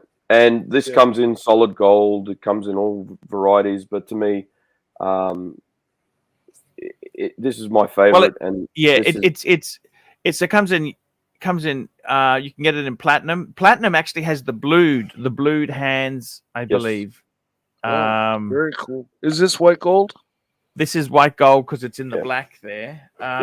Okay. Beautiful watch. The beautiful, Absolutely beautiful, It definitely sends a message too. Like definitely sends a message. Now the next one that I'm going to share is one that we've seen very, very recently, and it's the tribute to 31. So I thought that was a nice tie-in there. So what do we think of that watch, guys? And I think it's beautiful. Absolutely love it. Beautiful. Love it. This is somebody who is not like, so because a hype person would go for a Pepsi, a Hulk, a Panda. So this is a non-hype. They have their own confidence. They just love design, maybe with a bit of a mathematics, like an engineering background, because the Reverso uses that golden ratio, 1 to 1.6 roughly. Time to unwind, £1.80. Mike, tell about your fight with Spider-Man in Walmart. You had a fight with Spider-Man? No, I don't even know what that. I don't. No idea what that means. Wrong superhero. Time to unwind. Just beautiful. Absolutely. This is for someone with thick glasses. I think it's just elegant. It's beautiful. Elegant perfection. Yeah, this is for someone that enjoys the vintage aesthetics of everything, I guess. But they're always, the kind of classy person that's always sort of like semi-suit, dressed up. I mean, this is a perfect watch for that. Yeah. Yes. Yeah. Yes. It is an. I love the blue in it. I love the design of it. This is a great piece. You could get lost in the blue, to be honest, and the small seconds and it's. It's a different blue to bluesy blue, and it's a different blue to Milgauss blue and Patek blue. It's a very unique blue, and I like the blue. I like it. I like different blues there. Beautiful. I think it's just elegant beyond belief. The other one that I had as well. So I've got a few more. This is one that, I mean, we just had it up not long ago, but that's why I could bring it up that fast. Yeah. What does this say about you? Look, I think you'd have to be a bit egocentric to pull off gold like that. There, you need to be out there. You need to have some confidence. So you've got a lot of self-confidence. You obviously got the money to buy this thing because you probably can't get it from the AD. You'd possibly have to get this, pay a premium for it. they have a bit of an ego. Yes, they do. They would be self-confident. We'd prefer to say self-confident. Self-confident. He's probably been married 3 or 4 times. It's never his fault. And what else can you say? Yeah, I think that's about it, really. What do you think? I agree with the marriage part. This is someone I think that's captain of industry, someone that's, you know, they didn't get this watch by pussyfooting around. This is someone This is a Bear. I think Bear could wear this watch, to be honest with you. Big ego, goes for it, you know. Yeah. You know, so we didn't mean that. Let's just back the track up. We didn't mean that in a bad way towards Bear. I honestly think you're a successful business leader who is in a difficult businesses. You make money at the end of the day, which is bottom line. This is someone that takes a lot of risk, knowing the reward kind of thing, like that kind of a guy. Yeah. That's what I'm thinking that this is the person for. Yeah. Oh, exactly. I saw a person, a father of a friend that I grew up with, and he had a full yellow gold Datejust, I believe it was, but it also had a gold dial, and it was just a total fuck you watch. You know, I mean, you saw that thing from 100, you know, from across Safeway, from the other end of the store. This with this green dial, kind of detunes it a little bit and really makes it very, very tasteful looking, in my opinion. And you know, there's enough young kids running around with gold-plated Michael Kors watches these days that, you know, the solid gold thing doesn't really blow everybody out of the water anymore. But this watch just is just pure taste. You know, the color of the dial and being solid gold and being a date. It just has it all. It's beautiful. All right, I got to tell you, I love that fluted. I was just going to say, I love the flute. I don't know if I'd love it as much if it didn't have the fluted. I think the fluted works perfectly with that dial combo. And for anyone that's gotten to play with like even the Datejust, and it's got the fluted bezel in the light. You see how the light bounces off that bezel. Yeah, exactly. As long as it's not been polished. Once it's been polished, all the edges are soft and it doesn't do its thing anymore. Yeah. Then it's stuffed and you shouldn't buy it. You should be staying away from it. Yeah. No, I've seen too many of those, though. Oh, you know what? That is gorgeous. This is my master chronometer. Omega 41. Seamaster 300 coaxial master chronometer 41. You know what, heritage. Timely? This is the one I like. You know what, Timely? Talk to me. What does it say in bracelet size? What does it say? Select. What do they mean by select? What does that mean? Choose your size, like depending on wrist size. How does that change the price? Let's have a look. Let's go 22. Maybe add a link or take a link away. So we've got 99. Let's go. Makes no difference to the price. I guess it's just select your price, add your link size, add to basket so that you can get it in the right size for yourself. But you'd obviously go bigger and then take the links out so you've got the links, wouldn't you? I would. Yeah. I don't know, that's just me, but that's what I'd be doing. This is this is what they could call the heritage, right? Yeah. Basically. Yeah. This is the watch that's been on my radar for quite a while. I love this watch. This is the Seamaster that I like. I don't like the regular Seamaster that everybody owns. This one's more subdued, and this is the ticket. I got to be honest with you, Timely. This for $10,000. Okay, $10,000 is nothing to be sneezed at. That's a beautiful modern retro watch. What do you? I mean, don't get me wrong. I like the Tudor, the Black Bay, but Do you think this punches? Can you feel this punches above the Tudor or not? Yeah.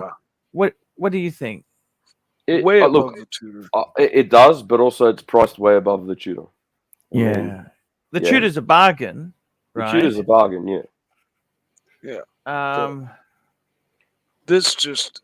Well, you know what? You know who'd be the best person to ask? James. Yeah, Showcase. And he's here at the moment. So, Mr. Tudor? Yeah. Showcase, what do you think? How Because well Showcase, does he's got a Tudor as well. He's got a Tudor. I did his review. He's got a Tudor as well. I absolutely love this watch. I think it's. I absolutely love it. James? It's not the Globemaster. This is the Seamaster. He's just saying in a comment, he's not massively into the Globemaster. No. No, that's cool. I think I suggested that as a dress watch for him. Yeah. That's right. Yep. Sorry. I got to tell you, I love the dial on this. 36912. It's like the Explorer dial there. Faux patina there. Yeah, and I reckon look, you got Anthony Napoli saying, the Omega is far more elegant than the Tudor. It is 100%.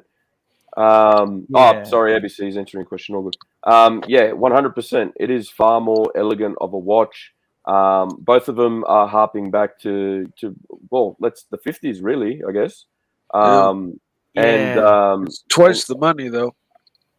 It is, but still, it's Omega. And it's a premium watch. I guess it's for two different people. I mean, if you're just getting into it and want to get your first entry level luxury piece, then you can do everything. You go for the Tudor, right? Yeah, absolutely. But if you've been into it and you've seen the other offerings in the Seamaster line, and then if you come across this one and you don't really like the other Seamasters, like I don't, this is the one. This is the one that you land on. Very cool. So you like that lollipop? The lollipop hands there. What do you think? Yeah, I think it sets it off. The patina on this thing, the faux patina that they've put on, I'd have to see it in person first to make a judgment call, because pictures, obviously, it's different depending how it's taken and all that. But what's your take on faux patina? Some people hate it. Some people like it. What's your? It has to be done tastefully. I mean, you don't want to go. Hang on one sec. So Showcase here, the 1957 trilogy is far sexier. Cool. And you got big guns, $5. Oh, big guns. Big guns, $5. There's another version of the Seamaster with different movement and different second hands. Well, let's have a bit of a poke around, right? So the 57 trilogy, that's got a weird.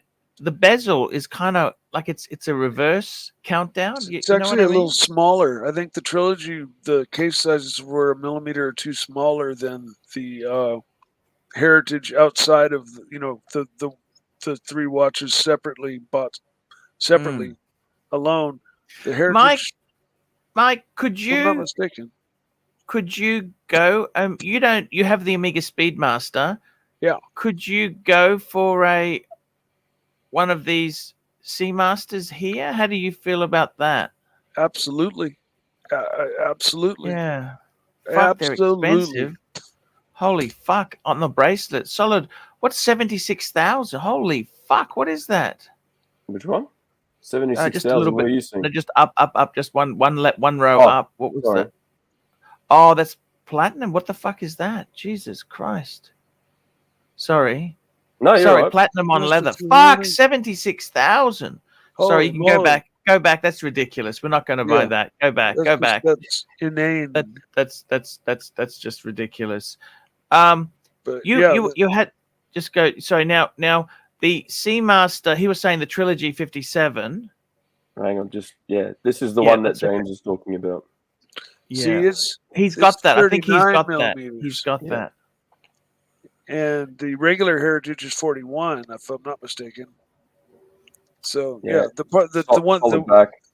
the Seamaster 300 that's part of that trilogy package, those watches, I believe, I don't know about all of them, but I believe they're a millimeter or two smaller in size. I think Bear is the one that mentioned that. And bought separately, if you just went in there and said, I'd like a Seamaster 300 Heritage, they're going to hand you a 41 millimeter. James is just saying in the comment there, he says Trilogy is 39 mils, Heritage is 41 mils. There you go. There you go. That's what I just, yeah. Yep. Yeah, no, you're on it, Mikey. There you go. So when the next person says, what have you learned from the ArchieLuxury show? Mike, you can say that I learned that the size difference between these two watches. Done. Yeah, I learned it a while back, but yeah, and that proved it. I was interested to hear Mike also. Showcase said that if you buy it as the set of 3, it says Trilogy on the dial, which I didn't really like. Oh, yeah. If you bought them as a set, what a cool set to have, though.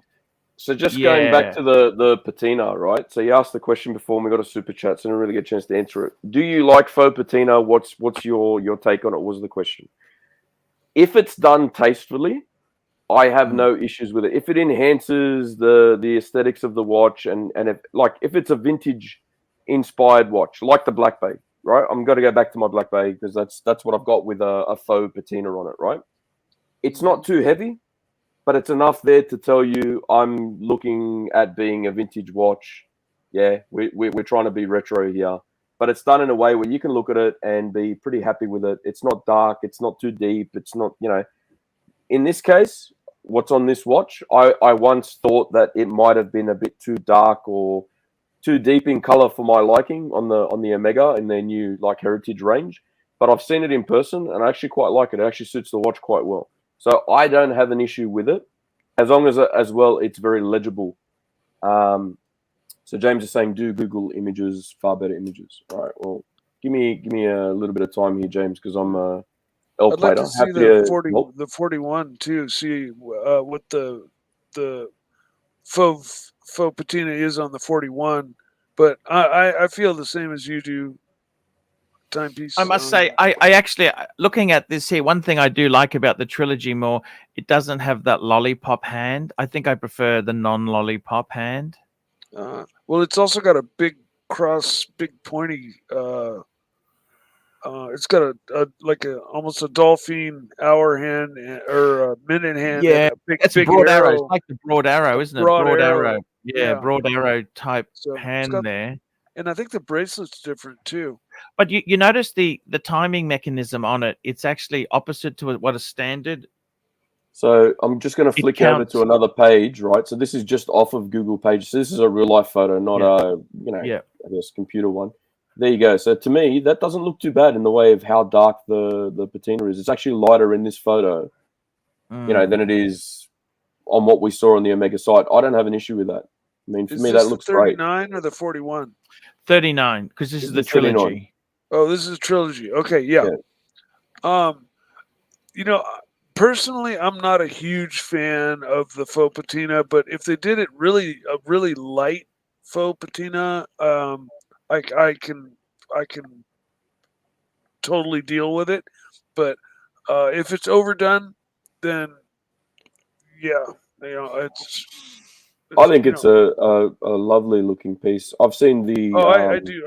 I agree as well. I've seen the original of this, and I mean, there's not a lot of difference. It's pretty close to what the original was. It's a beautiful looking piece. I don't know. There's not much else you can say about it. I mean, let's go and have a look at it on the wrist. Yeah, you can see on many pictures here on the wrist what it looks like. Yeah, here you go.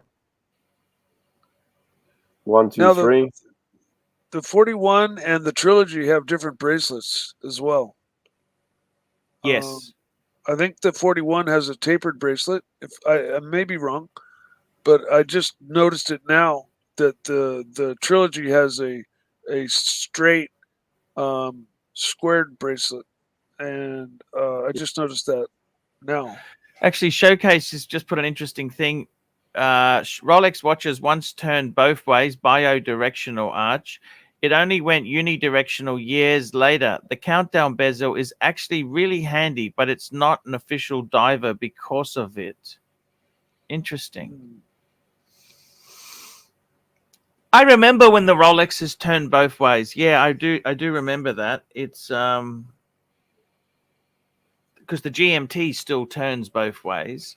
And the funny thing is, I think the Yachtmaster in the range, it actually turns both ways still. The Yachtmaster, which is interesting. Pretty cool. But how does that compare? The big thing is when we're comparing this is the Breitling Super Ocean Heritage. What do you think? That then we're starting to move into that territory.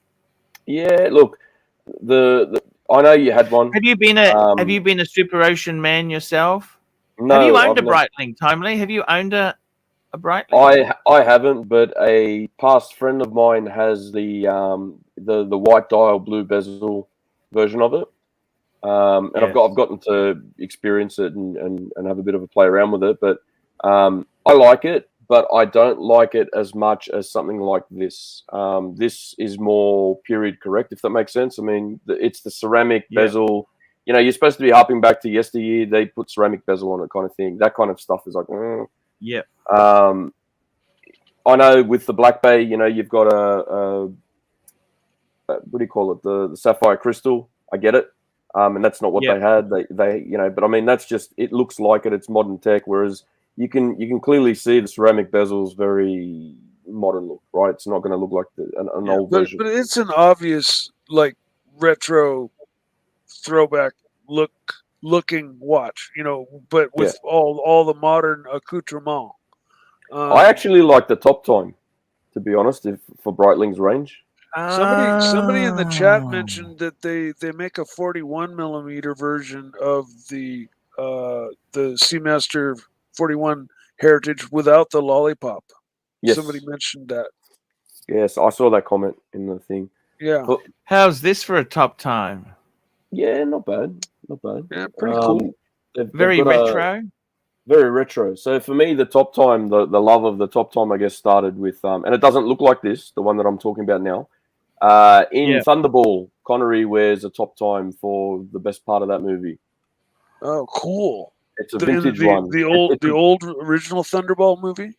Yeah, it's a bit of a slab of a watch, but it's a pretty looking watch, and the modern ones look great, and I like how they harp back onto a little bit in styling. Mr. GMT's in the chat. He goes, I have a Breitling, and I have seen that Breitling, and I actually he has the Navy Timer, old Navy Timer too. Yeah, so I actually know the guy that he bought it from, and put in a good word for him, and tried to help him get it at a best price point. I mean, he did most of the work on that one because didn't know that he already bargained with the guy until after the fact, and he got a really good price. Minty, no scratches, no damage, no nothing on that one, and it's a beautiful piece. It's got the 750 value movement in that one. Great looking watch. He loves it to bits. He had one originally, got rid of it early on. You know, there was a few scratches in that one and so forth, and he wanted to upgrade. I can't remember what it was that he upgraded to there, Mr. GMT, from that watch, but that's one of those ones that always, you know, he wanted to get back. It was. You know, he was actually, sort of you know what? I've actually owned that watch. Now, people get the wrong idea. It's called a old Navy Timer 2. And it doesn't mean that's an old watch. What it's actually it's to do with the dial layout, because you've got the eyes 6, 9, and 12. Because on the later ones they had the 3, 6, and 9. Yeah, but they had the time at the 5, right? So I actually I owned one of these, and I got to tell you, that bracelet, the bracelet on it is so blingy. It's gorgeous. It's gorgeous. It's got that's not a good picture. That bracelet, actually, this is the wrong watch there, but it's got that beads. It's like a beads of rice in Omega speak. Yeah, and it's pretty pretty damn cool. Pretty I was damn never cool. I was never a fan of some of the Omega bracelets, but I actually quite love the one that's on Mr. GMT's watch. It actually looks really good. Madman, $5. Here we go. Madman, love my Top Time Triumph Edition. Doing a great job, Timely. I'll be catching up on the show ASAP. Cheers, Arch. Thank you so Madman. much there. Appreciated. So the Triumph, they had some tie-ins. You know this? They did. Can I just show something quickly because I want to be able to scroll back down later. So Sorry. you've Yep, got it here. Yep. James is saying that the Bond Breitling actually sold at auction quite recently. He thinks it was found in someone's garage. So I've got it up on the. Hang on, I'll just share it. Wow. So this is the one that I was talking about that he wears halfway. I think it's about halfway through the movie. He's wearing this Top Time. So the Rolex is worn in the movie as well, but he's also got that. Wow. And I mean that's a pretty cool watch. Retro. It does have a lot of case to it. You have to admit she's a big girl. Yeah. A size, but that was obviously a water resistant thing, you know. So it's got almost like a turtle case. Yeah, it's. But this again, an expensive watch. This one would have. I don't know what it would have gone for at auction, but it would have gone for a lot of money. Probably in the millions or hundreds of thousands at least. So for me, I mean, the Top Time's a brilliant watch, and the dial. It's not the case that it harps back to. It's the dial on this watch that the modern one sort of goes back to, if that makes sense. And I think that's got a Valjoux 7750 in it as well, the new Top Time, or an ETA 7750 now. But I think it's running the 7750 or 51 or whatever you want to call it with the modification. And this is the one that Madman has mentioned there. He's got the Triumph. So they had some special tie-ins. I love the back of the strap. Look at the strap there. It's got that beautiful yellow on the backing there. Beautifully done. Blonde. You've always been in love with a strap, haven't you? When it's had that sort of custody yellowy sort of back to it. Yeah, or even a red back. I like unusual stuff. You know what I mean? I like unusual. Yeah. Well, it beats the hell out of their Bentley. Yeah. That's a kind of they also had a Corvette version. Did you know that? Top Time they had the Corvette, and I think that would be cool too. But that's not red the actually. One.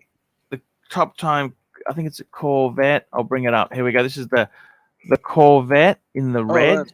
And there's a green as well. There's a really beautiful green dial to this watch as well. I love it. I love red dials. The Bentley version had that. I think that's the Mustang. Is that the Mustang version? Mustang, correct. The green is the Mustang, and I think that is one of the most beautiful looking of the range. When the light hits that green, it just lights it up. It looks fantastic. Oh man, those are all beautiful. There's a lot of the range right there. Beautiful watch. Oh, I got a Corvette, Shelby, Cobra, and the Mustang. Look at those the cars behind there. Look at that. The Shelby colors were blue and white, for the Cobra. And in the day, the Breitling itself, the top time come out to sort of sex up the range a bit to make it. Look at this is a great one here. Timely behavior. A topic suggestion for a future show would be watches in movies. Yep, there's some awesome watches. I agree. It's on my list. Also, one of the topics that I was discussing with Archie before was watches in espionage, not just on the movies, but the real life thing as well. And that's one of the things.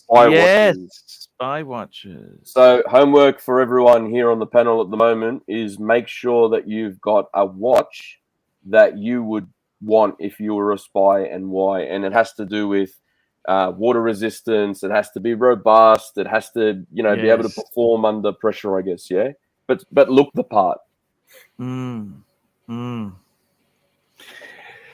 weird thing about these spy movies is that, however, a spy really wants to be non-noticeable. You want to just blend in. You don't want to be. You don't want to be remembered. Correct. You know what? Like in real life, the spy just wants to be under the surface. You don't even remember because it's so vanilla. But in saying that as well, and this is what we'll get into more on another day, Yeah. Real life, like CIA case officers, or our own intelligence service as well. When they're overseas, having an expensive watch that's it's a decent piece, like a Seamaster, like a Submariner, something like that. It's not just for you to do your job, I guess, as being a robust watch and being accurate. It's also a bargaining piece. It's something that you can use as collateral to get something done, and that's what a lot of people have done in that trade. And I've got a few stories behind it as well. So when they're overseas, if they need to cross through somewhere, or they need some armaments, or they need something done for whatever reason, Rolex comes in handy for that. Hey, people will go, hey, Rolex, yeah, I'll have that, and you can have this. Get Happy me days, out of here. Yeah. So that's So thank you, James. I appreciate that, and that's awesome. And I've got the movie marathon of watches. Is one of the topics ready to go. But yeah, thought today we'll go through a bit of an Archie classic of what does your watch say about you. So I tell you what, man, what is these Breitling top time here? What does that say? I think it's someone who's very patriotic to the cars. They may very have sporty. a classic car. To have one of these, you'd have to be really somebody who appreciates the tie-in, don't you think? Yeah, I think this is someone serious about motorsport. Someone that they want to time their own shit when they're doing it. To be honest, probably not the best of places doing it. Mr. Pantera Mike probably trying to time himself when he's hammering it down a back street to see how quickly he can quarter mile the thing. Well, I'd have the red one with I'd have the red dial with my Ducati. Well, there you go. Right, so just make sure you're not pushing the stopper and letting go of everything to do it, Mike. Yeah. Yeah, no, you push the dials later. Start the ride, or start the race, and then reach over and stop it as soon as you get out of the gas or something. I don't know how you do it. So this is the last one I've got of what does your watch say about you. So let's bring this one up. Share this one across. One sec. Add to stream. I really need to stream. Santos. I'm glad you picked the large model. This is actually, what? No kids model, sorry. You can't wear I've seen them in person. For someone that has an average to a little bit larger than average wrist, you have to go large. You can't go anything else. Anything else just looks, you're going to need a loop to read the bloody time on it. I actually think these are really elegant watches. And I've always, the Santos, I don't know if I told you this. I had, one of the first vintage watches I bought was a octagonal Santos midsize. I thought I was so cool when I had that. And it was automatic, and it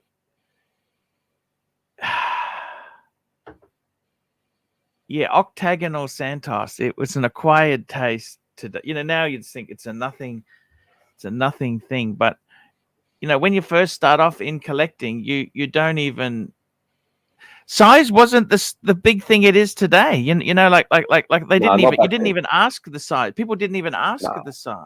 No one cared back then about the size of it, whatever. It's just like, oh, you got a Santos. Wow, that's now it's all about, it's too small and so forth. I think, Timely, I think that's why the Reversos have been hit a bit, because they're a rectangular watch.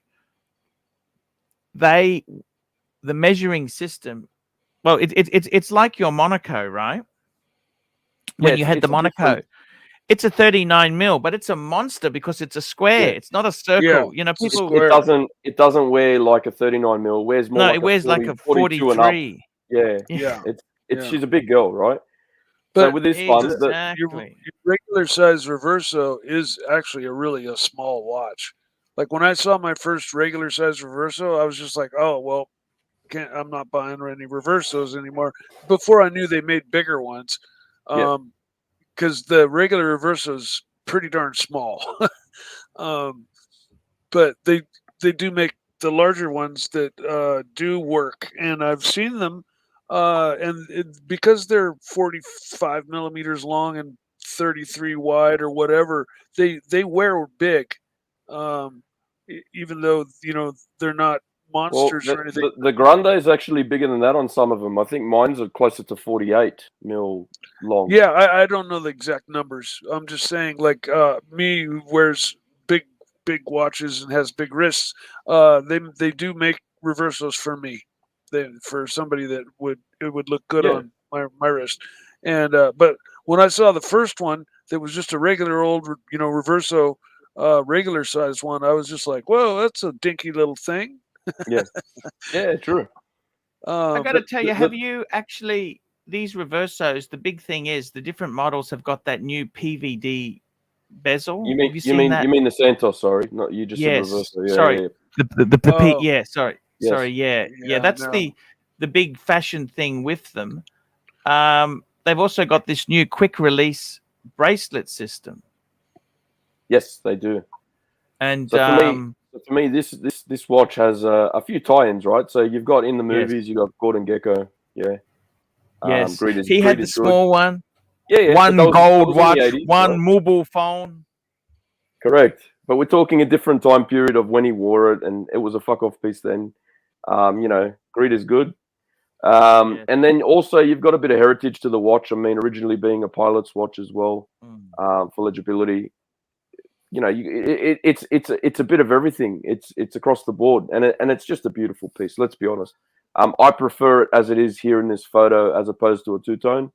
I don't think this looks as good as it does here if it's got yellow gold as well on it. I mean, but that's to my taste. Yes, if anyone has it, obviously rock it, enjoy it.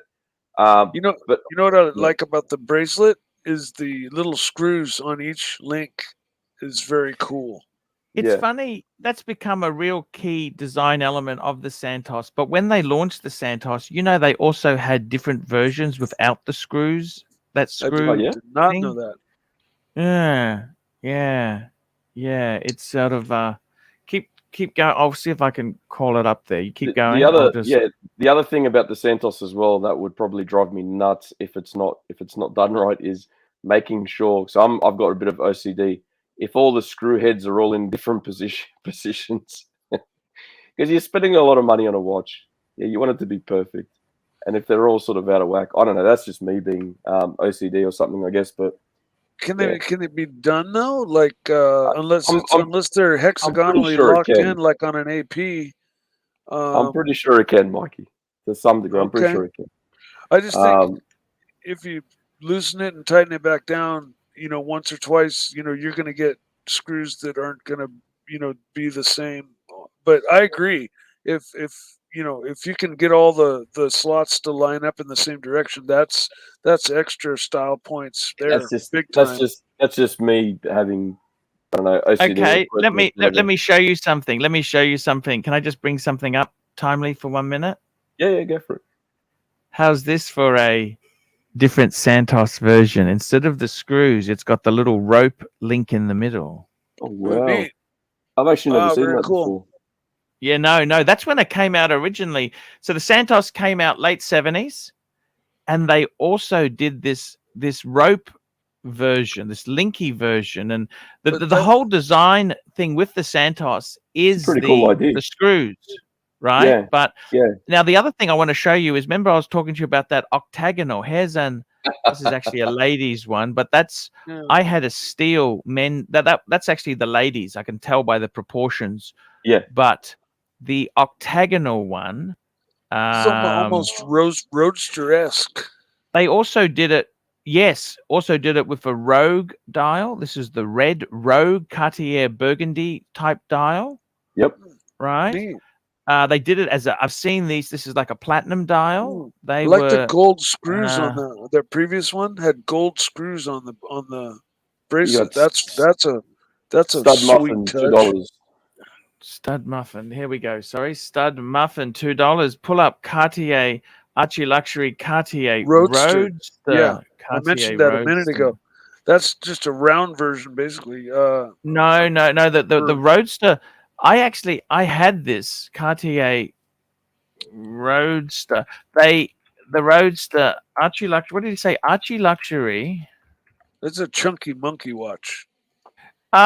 This was my one. This is the one I had. There we go. That's one of my videos. Yeah. Oh yeah, that's right. Tourneau shaped. It had that huge crown because this was apparently styled on. It's called the Roadster. It's a 1950s dashboard in the car. You know, the 1960s, 1950s, 1960s kind of how you'd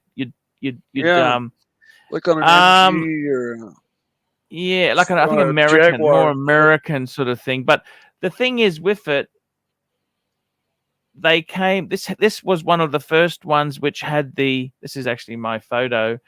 I can see my cufflinks in the Paul Smith cufflinks in the background. Yeah.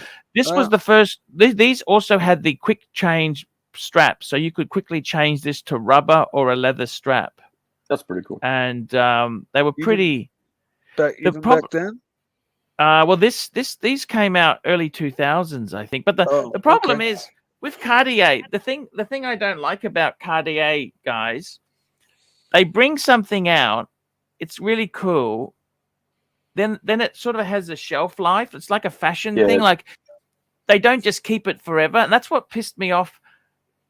They killed the Santos off. Then they relaunched it in a bigger size. The original Santos was the Gal B. That's what we're... But with these here, Cartier also does something really nasty. When the model... So they brought out the Cartier Roadster first. Then they bring out a cheaper version. So the Cartier Roadster, they then brought out a cheapy version called the Cartier. I'll just get rid of that. I'll just call it up for you. Called the Cartier Roadster C. And if you look at it, it doesn't have the fine detailing. Like it's more, the finishing isn't. No, it's highly finished, but they've cheapened it to make it more accessible. Yeah, they did the same economy car. They did the same with the Pasha. They had the Cartier Pasha. Yeah. Then they brought out the Pasha C. And that was kind of a cheaper version. Like when the product cycle is coming to an end, they kind of do that, which I don't know. They had the Ballon too that had the big round the Ballon blue. Still do that. They still do that. It's a very that's that it's got that weird crown. But have you ever been tempted to buy a Cartier, Timely? Not really. I was more Reverso, if that makes sense. So I do like them. And if I was going to get one, it would probably be this one, like the Santos in all like silver, but you know, with the blue hands like you see on the screen at the moment. But look, the Reverso stole my heart. That's the one I went with. So it was either that or that, basically. Yeah, it wasn't having both.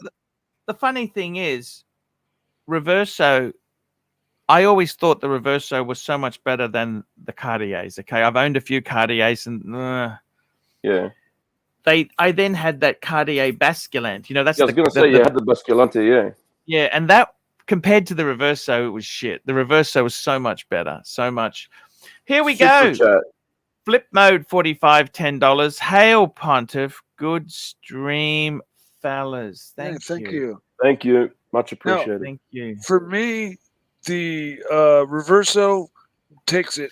Can you just excuse me? I just take a quick toilet break. I am a 50-year-old man. I'll just be back. Is that what I got to look forward to? Is it? But for me, the Reverso for a man, it takes the cake. But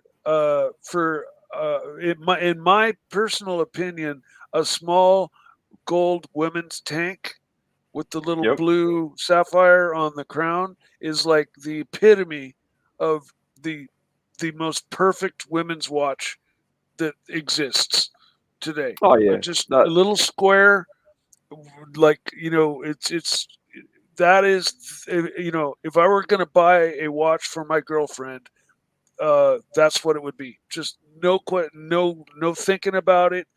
A small square tank is the perfect women's watch, in my opinion.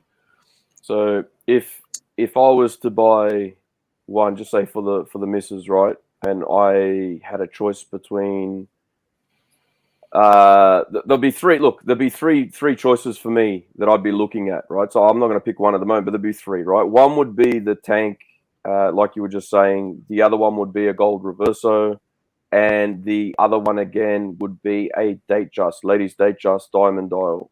Sure, I'll join you in that trio for sure. I mean, yeah, I mean, if you're gonna go gold Reverso, yeah, absolutely. And voulez-vous, you're in the comments there. I mean, as a lady, and you know, with your taste, what would you like out of those three? What would be your go-to, or maybe you already have one of them? I'm not sure. Just drop a comment and let's see. Yeah, it's nice to get the female perspective on watches as well. You know, it's a bit of a guy-dominated topic, and it's nice to see there's some ladies interested in it as well. And you know, it'd be good to hear your perspective on it. But Cartier is, I guess, has always been sort of the ladies' Rolex in a way. Yeah, it's how we talk about Rolex as men. And going through those three, I mean, I'm pretty sure she'd be happy with any of those three. There's also the Constellation, ladies' Constellation as well. And I mean, that's one that I know Archie had at one stage for his wife, for Hiromi. And you know, I think she was into that watch for a while, and then I think he moved it on maybe. Hopefully, you know, that didn't go, you know, with everything, unfortunately, you know, for it to happen. But I haven't heard word of that or mention of it since I've even been on the show. So I think it's long gone, probably long before that. Well, robbery. he's hoping anyway. So out of the watches you've seen today, Mike, that I've brought up on the screen and presented and all that, what's Mikey's choices? What's the ones that screamed out and said, hey, you know, if I have the money now, I would be buying that? Well, okay. You know, okay, if money were not an issue, probably one of the Langes, you know, but as far as the watches that I really liked most, I really liked the Heritage 300 Seamaster a lot. I really liked the red dialed Breitling that you pulled up. Yep.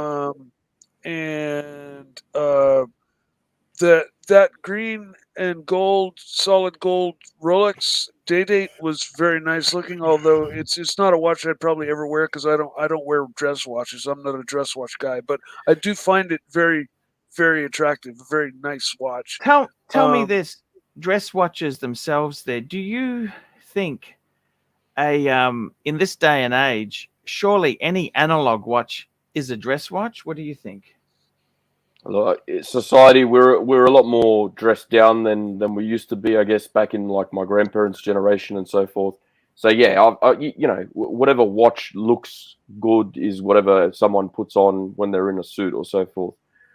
Personally, I like to you know, wear something more to spec of what I'm doing, so to speak. So if I'm going to a wedding or if I'm going to a black tie event or something like that. How many weddings have you been invited to? Well, a few. Big family. So, you know, people are getting married all the time. I've only been invited to about 10 weddings in my life. It's about 2 or 3 times a year I'm suiting up for a wedding. Yeah, okay. I don't go to weddings anymore, and I don't go to funerals anymore. And then now, why's that?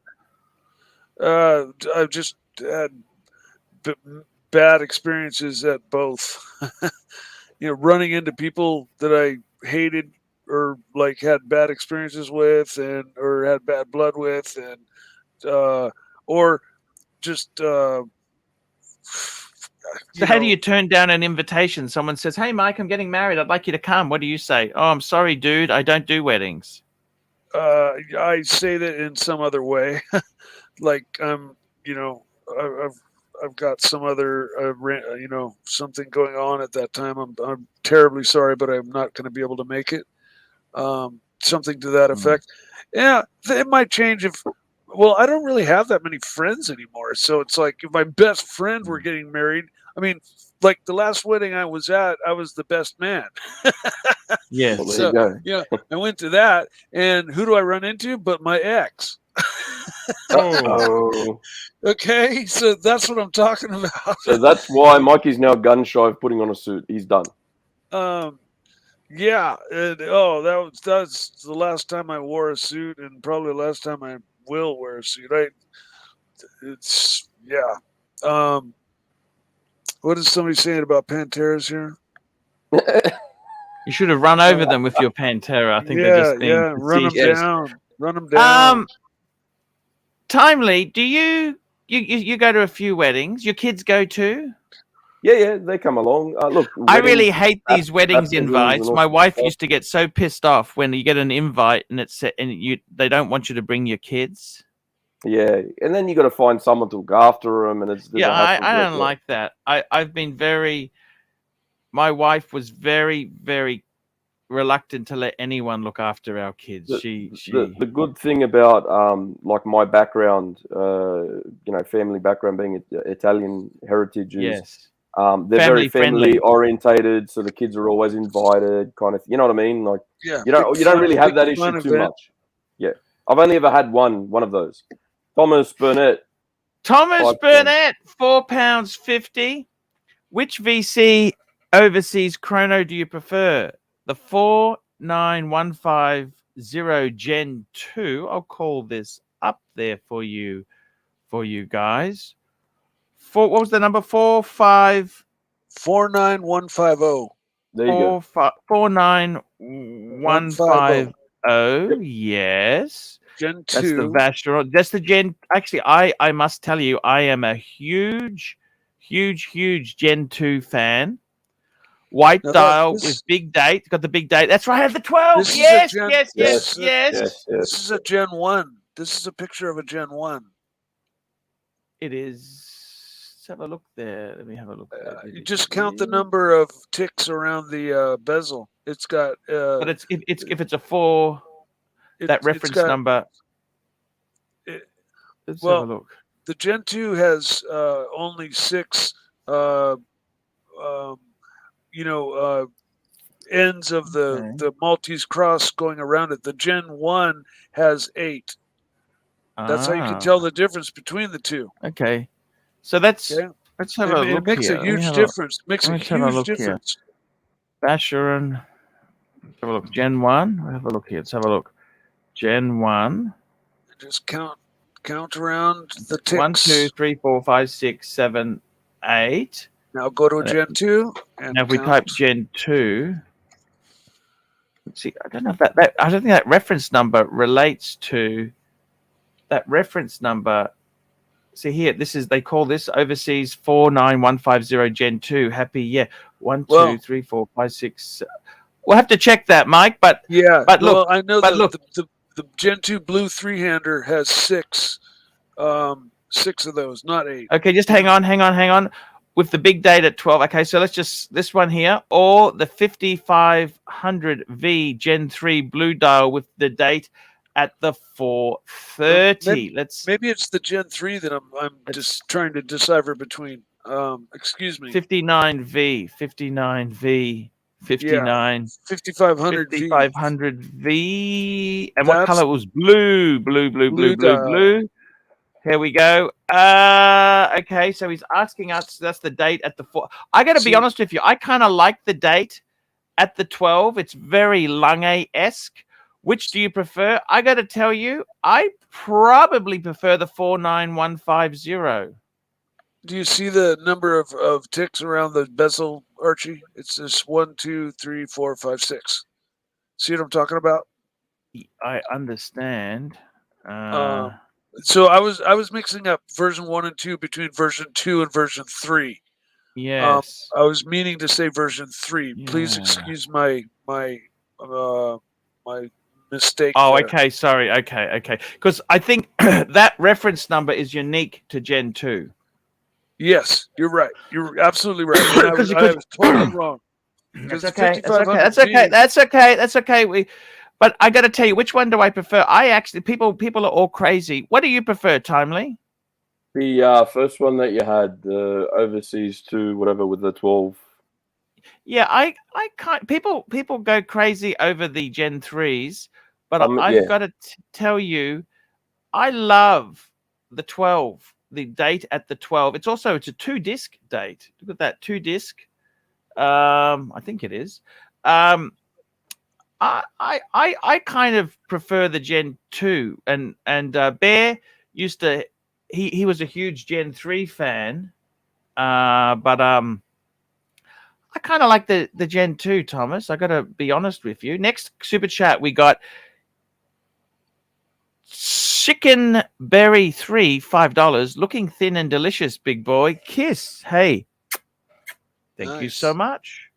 Thank you so much for that there. I've got a couple ideas I wanted to run by you, Timely, if that's okay with you. I've got an idea of a couple segments too. I was going to look at watch decisions that I've made in the past, and did I make the right one or the wrong one? Yeah, we can look at a couple of my watch choices, and you can tell me, did I fake it up?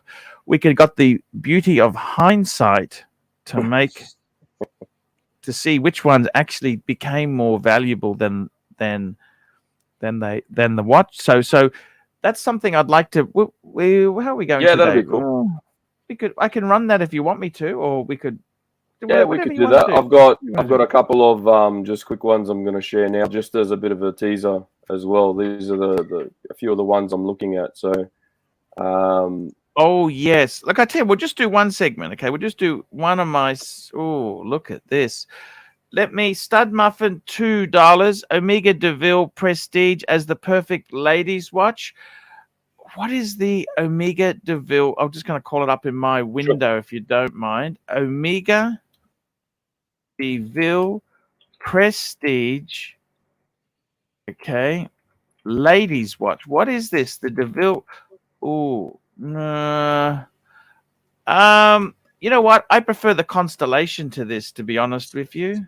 So do I. I'm not the bracelet. I'm not a big fan. Yeah, this is just like a nothing quartzy thing. Yeah. I mean, I know the Constellation. A lot of ladies Constellation. My wife actually had 2 stolen in the burglary. Let's not mention that. She did have them. Oh man. We talked about that before while you were gone, and I said you haven't mentioned that watch in so long. It must be gone. And I'm surprised to hear that it was stolen as well. I'm sorry to hear that. Yeah, unfortunately. Yeah. Sorry, Hey, Timely. I'll be right back. No, that's all right. No worries, Mike. No worries. Just a few movie watches. Like James was saying before, it's a good idea, and these are a few of the ones that I kind of had offhand, ready to just show. So there's obviously that's Robert Redford's own. Rolex. I like Robert Redford. Yeah, it's Did you like? He's cool actor. Then we've Scarface, got Al Pacino. We got the Omega. And this you were talking about not that long ago with Nico. Nico brought it up in one of your streams. He was talking about it. Yeah. Chicken Berry $5. What's the perfect lady boys watch? You'd go for mid-size. Mid-size. You could swing either way, like a 31 mil. That's what I'd say. And then this one is for you, Archie. Oh, yes. This is actually from Batman, the Dark Knight trilogy. So he actually wore a Reverso Grand Date in that. Is that right? Yeah, and seems to be. Yeah. So I thought you'd like a bit of yes. Grand Date. Yeah. Wowzers.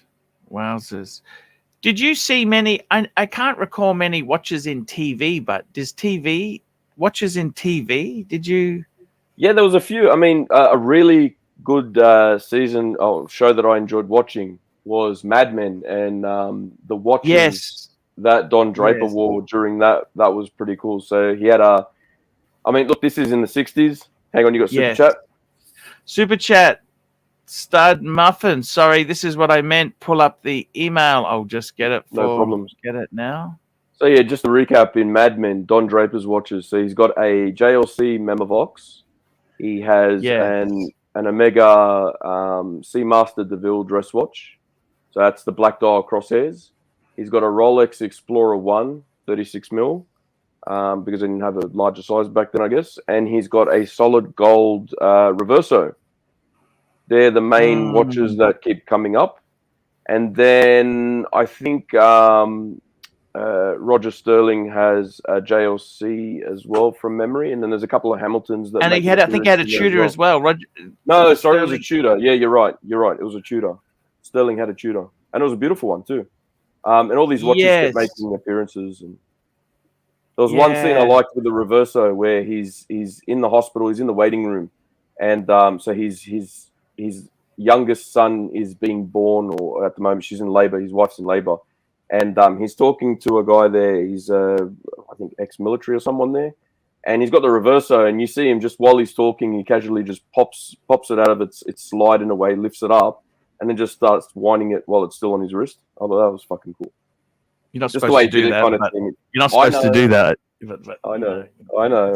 But yeah, I just thought, that looks pretty cool. Oh, you see that movie Bad Teacher? There's a reference to Jaeger-LeCoultre in Bad Teacher. Oh yeah, not bad. What's his name? One of the yes. Harvey Specter. He's wearing a Patek. Yes. He goes for a lot of these movie watches turned out to be fakes in real life. You know that? That's a shame.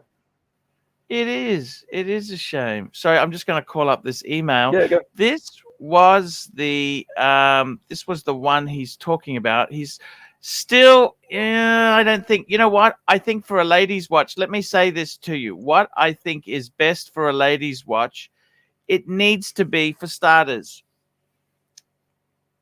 ladies' watch. I think for longevity, you want steel or two-tone on a bracelet. You want waterproofing. If it's not waterproof, it's not an everyday watch she can wear. Because ladies, I'm not being sexist, I'm not being anything, but often children rearing, food preparation are involved with. Well, men can do that too. That's why I love that's why I love the Submariner. It's a waterproof watch. I'm constantly making dinner for the children, and you wash your hands. So if you don't have a waterproof watch, it's going to get damaged over time. And for me, this is kind of like a dress. I'd rather have a Cartier as a dress watch. I think it's a little bit flawed. That's my kind of view on this one, Stud Muff. And I'm not trying to look. It's a beautiful watch. It's an Omega. It's quality. Phoenician Cedar, $2. James Spader's Pepsi and Black List. Pull it up. James. I used to like James Spader. Yeah.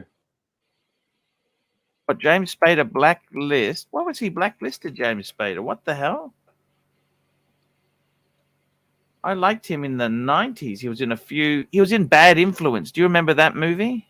Yeah, it was in Stargate as well. There's a few things he was in. James Spader's watching back. The movie. It's not coming up here. What was the watch? James Spader. Here we go. It's coming up. Watch sightings. Here we go. Look at this. We had a bit of luck here. This Google plays up sometimes. Oh, he's wearing a Pepsi. The red, James Spader's character, Raymond Red, wears a Rolex GMT Master on a Jubilee in the Blacklist. The model is seen, and it seems to be a 16710 with the Pepsi bezel. According to this post, Raymond Red has been wearing a black-red Coke since the end of season 2 and season 3. Beginning of season 2, Red was wearing a blue Pepsi. So he changing watches? Yeah, it must be. Okay. It happens, eh? Yes. All there you go there. Very interesting. We got a comment from Bright Blue. Oh, sorry. Next one here we got is Chickenberry 3, $5. Gentlemen, what's your favorite watch to finish to? Okay, Chow. What is your favorite watch to finish? I don't quite get that. What does he mean?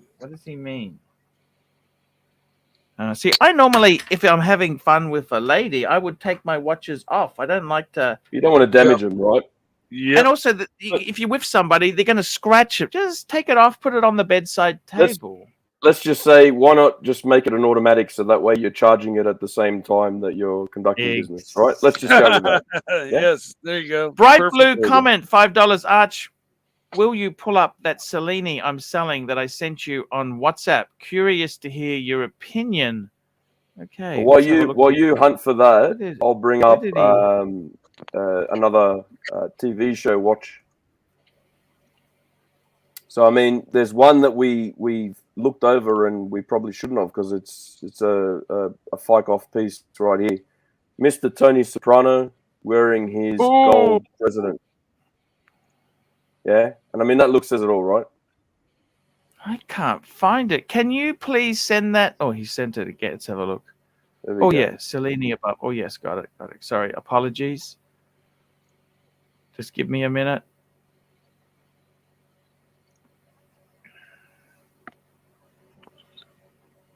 You there?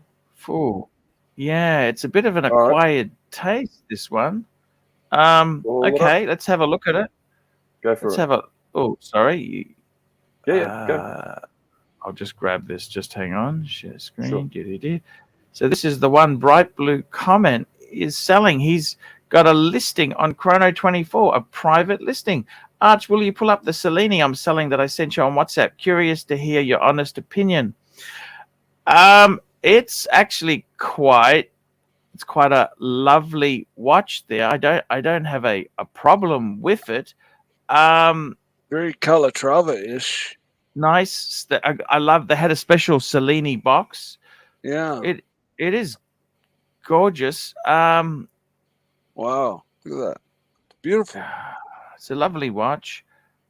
Diamond indices. It's a fairly recent. What does it say there? Is it a jewel time? Let's have a look here. What do I think? It's probably not for me, but I don't hate it. Well, James, Timely, what do you think? Timely, give me your opinion here. I like it. Look, beautiful dress piece. Rolex as well. It's the off center Rolex, so I guess in a way it's the un-Rolex. Yeah. I like that it's in precious metals. It's not my styling specifically. If I'm going to go for something, I'd be more of a date just dressy for Rolex person, I guess, that kind of way. But no, it's a beautiful piece, and good luck with the sale, and I hope all goes well and so forth. Look, it's dollars as well. I think it's a cool piece, and box papers original example. Beautiful. Can't go wrong, really. So the thing is, when you're asking me, what do you think, Timely? I've got similar taste to you. This is the problem. To get a varied opinion. I'd prefer to have a gold Reverso than this, or a Patek. You know what I mean? Yeah, getting into that price range. There's stud muffin. Calatrava range. $2. Best watch with lady is a Apple Watch. Count 30 seconds. I don't get that. Oh, okay. I think he's talking about the other thing.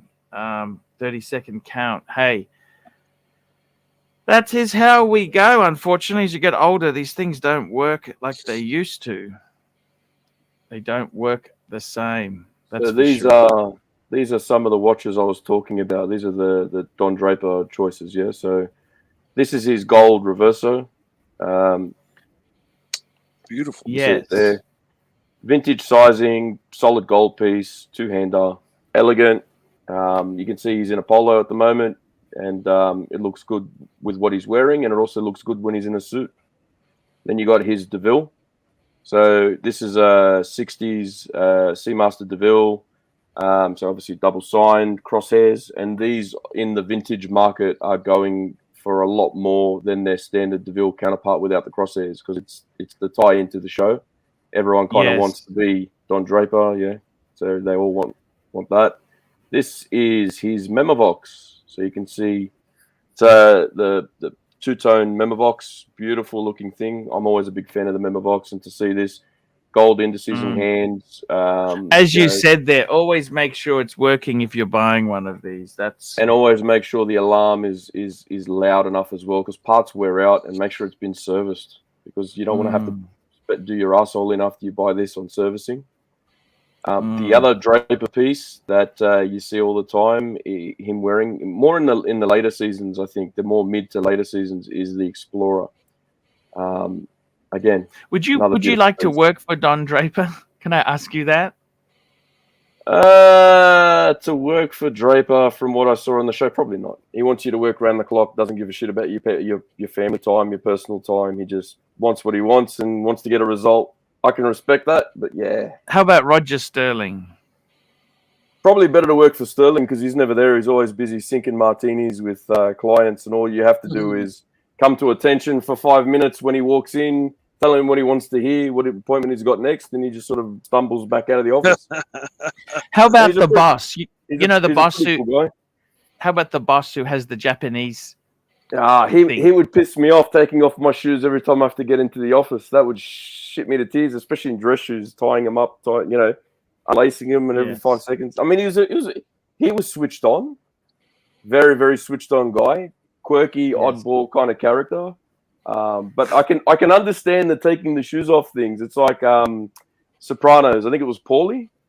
Yeah. Yes. Whenever you're going into his house, he'd be like, "Take your shoes off." Why? What's wrong with you? You go to the bathroom. You're gonna stand in someone else's piss. Take off your fucking shoes before you come into my house. He was one of the funniest guys as well on that show. Yeah. So you can understand where the boss in Mad Men was coming from. I can't believe how long it's been since Sopranos ended. That was such a cool show. Yeah. And I liked James Gandolfino. He was in a few other things. He was. And he did well in everything that he was in. He was one of those guys where you could just throw him into anything, and he just did such a good job at acting. Yes. Yes. I just saw what do you call it? The Sopranos. You know, when Tony Soprano's a kid growing up, the story behind. Have you seen that yet? That's that movie, isn't it? The movie. Is that at the cinema now? No, I think it's finished now. But I watched it on the plane coming back from Mr. Jim T's because I had 4.5 hours to burn. So I watched a couple of movies. That was one of them. That was a pretty good. Wow. That was a pretty good film. Interesting. Yeah. Very. I haven't seen it actually. I must confess, I haven't. You know what we need to do as well? We need to do a show and give it the right amount of attention it deserves. You haven't really done a proper show where you've gone over your America trip in one go and really go into detail about it because of what happened. So I think you need to now. Look, we've moved on. You know, you can really give things the attention they deserve. Yeah, because that was an amazing trip. You know, there were so many nice. And it was overshadowed by what happened, unfortunately. So we didn't really get to go through all the ins and outs. I mean, when you got on the plane, I remember the guy behind you, I think, had a Seamaster, and you guys had a really cool conversation. Yeah, he noticed your Explorer too, and just stuff like that you guys went, that you experienced and went through, and all the guys that you got to meet, all the great people in the community that they showed you around, and the great place you got to stay at. I think you ran into JJ there as well, and everyone. I mean, you all got together, right? It was pretty cool. Yes, I've got the photos slide ready we can certainly have a home movie stay. We can do that. What day do you want to do that? So in Australia, today is Monday. You tell me a day. What day we do that? What, you want to do it on Wednesday? Okay, Wednesday. We'll do it Wednesday. US tour memories. Let's do that. Okay, that'll be fantastic. And we can talk about watches along the way, Yeah, and who you met there, right? Who took you around? What watches did they have on? What did they have in their collection? What are some of the cool things that you did, the highlights? Some of the great food that you did. Archie Eats overseas, the overseas edition, whatever you want to call it. Just, I mean, I'm interested. I want to know some of the awesome things that went on during that trip. The problem was you came back, shit went down, and then we sort of were like, we were focusing on that. We're trying to get you back into a good mental state. And I don't think it was touched on a few times, but it wasn't really done properly. We need to give it, No. We'll give it the respect that it deserves there. and It's, especially for all the people that looked after you. You know, I guess the respect they deserve in regards to going through and the hospitality that they showed you as well way over there. Yeah. Yes, 100%, man. There were some amazing critters there. Amazing people. It was my honor to take you out for I lunch. met Mike. I remember we had That the would've most been cool. amazing Chinese. I could do with a Chinese feast about now. Wouldn't? Oh man, we had man, great fun. that dim. Yeah, I agree. That dim sum lunch was just epic. So what was your standout meal over there? And it doesn't matter the price point, but what was your standout meal when you were over there? It was all fantastic. Everything was amazing. Because you went a bit of everywhere. You saw a bit of everything.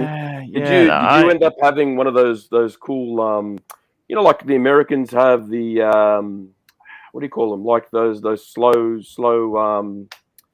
you see them on the show, the barbecue shows. You know, they do the cooks over hours, the briskets and all that kind of stuff. I went there. I went there with Patrick Philippe. In the Hummer.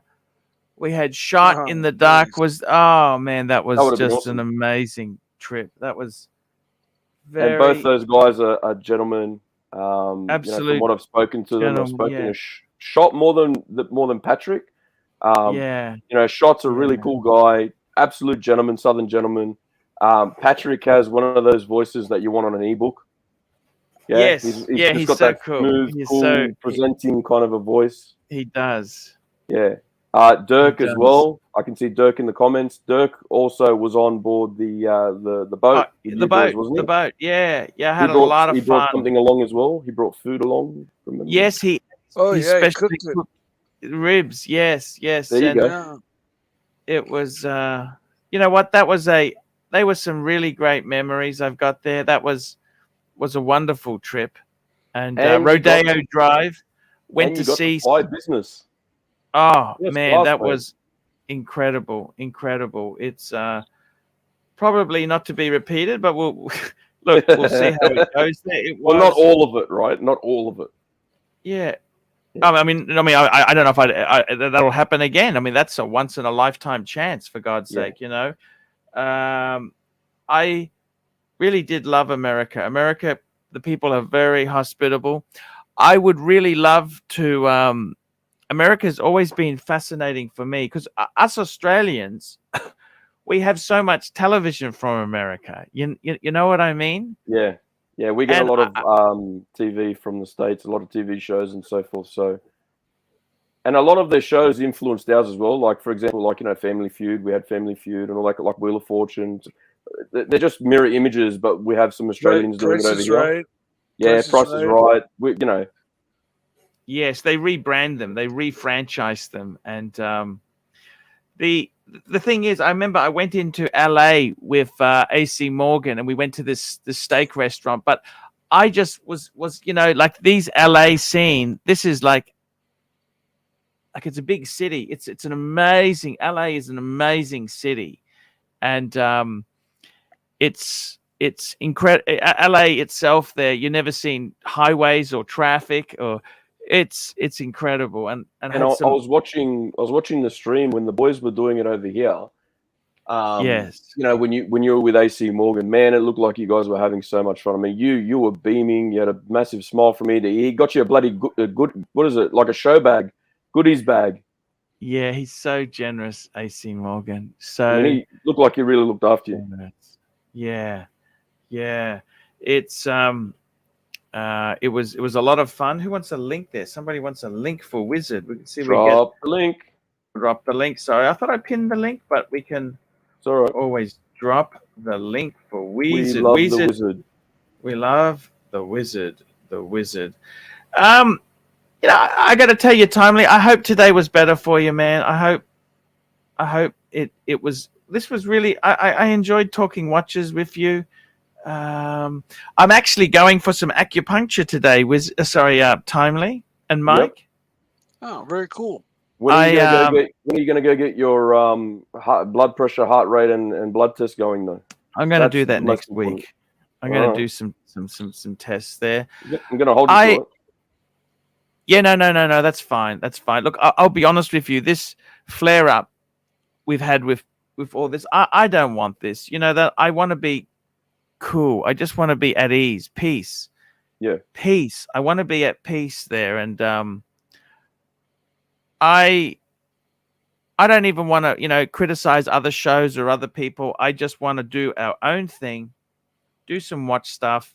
If the money's less, the money's less. That's not the number one. The number one is to have an enjoyable place for people to come here. And we'd love to have more people on the panel as well. At the moment, after these flare-ups, I mean, some people say, oh, well, you had good money. Yeah, well, but it takes the collateral damage. It does. People are reluctant to come on. And that's not good, because for this show to be good, we'd like to have a panel. We like to have panel. Mike, that's why I'm so happy to have Mike helping us. Timely, I really do appreciate with the shows how you produce them with me, and we'd like more people to come on the panel, in the coming shows. So guys, that's what's really important here. And so I kind of see this group here as like a guys club where was women too, but we get a lot of people who want to watch us. They want to talk about things and watches and ask. It's kind of very interactive, and that's the enjoyable thing. So I'll be honest with you, my anxiety levels aren't great at the moment. I'm going for the acupuncture. We'll see. But I got to calm down in my own life. I can't have constant turmoil. Just remember the acupuncture and all that may help, but it's not the root cause of, that's help treating, what's going on, but that's not the root cause. That's not what started it all. So I mean, that's what you're going to have to try and get sorted out for your own personal health first, I guess. Exactly. Otherwise it's just going to keep happening. Yeah, exactly right. So it's one of those things there. It's kind of it's tough. It's tough. It's not always easy on these streams. It's not easy. You have yourself on the streams, and we get I don't want to be constantly attacked. We want to have some fun with you guys, and I gotta say, I hope we can do that. That's what I want to do. I want to have fun with the people. We had plastic on plastic. You know what, guys? We invite any people on. Previous grievances. We just want to bury the hatchet. I don't want to fight with people. I want to have an enjoyable time here, and that's what we want. We want enjoyable fun, and if we have that, we've got a really nice environment. It's just cool. It's just so cool to come in and talk watches and talk stuff. And I really that's what I'm aiming towards. Timely, any other gossip for us? Tell me anything else you want to throw at us here.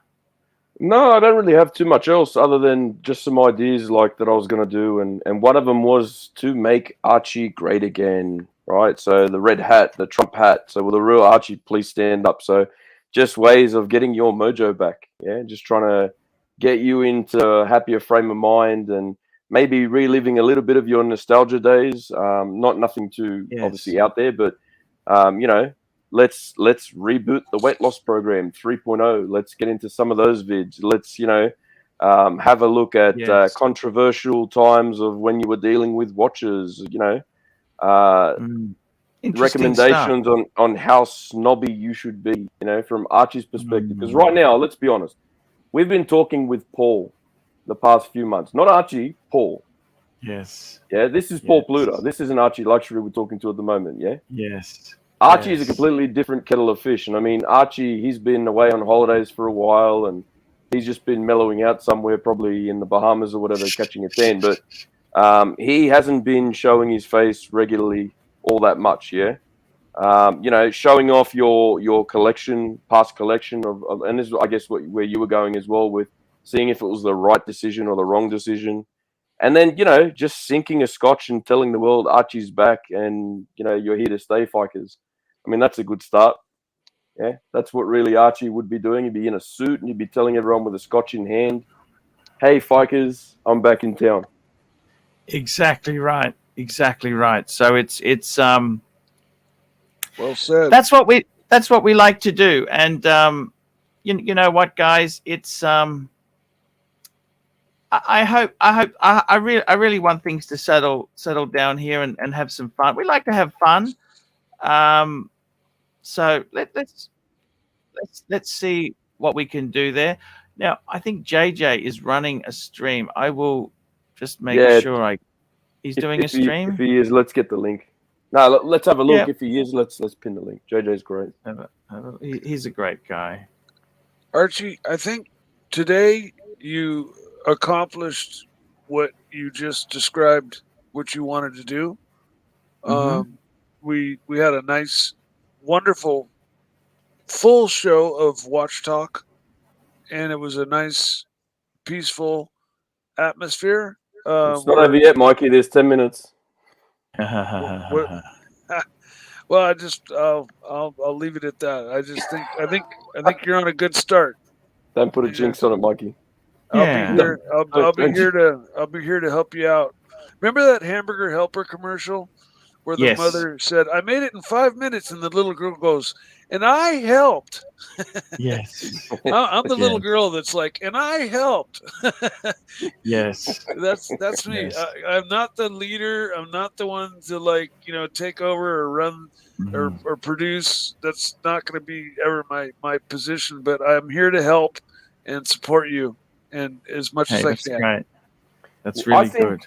I think in the next coming days we should do a bit of a watch collection review on what Mikey has. Sure. Yes. You got a few pieces, don't you, Mikey? Yeah, he does. We've talked about them for quite some time. You know, every time that we're talking about something, you're bringing up one of those pieces. I mean, let's do a review. Let's do it tomorrow. Let's do it tomorrow. Bring him out, Mike. Tomorrow. Yeah. We'll do it tomorrow. Hey. I should be on. I should be able to do that. No problem. Yeah. Look. Just see how it goes. Mikey. If something comes out, that's okay. You know, just if we can always do it another day. Just go with the flow. We want to be relaxed. Well, this is the first time I've dropped it on, Mike. So I mean, no pressure. If you want to do it, we do it. It's just an idea. So no, I'm happy to do it. Cool. It's not very large, so doesn't matter. But I do. I have a number of watches, so yeah, I'd be happy to. Mikey, I think my collection is very well rounded.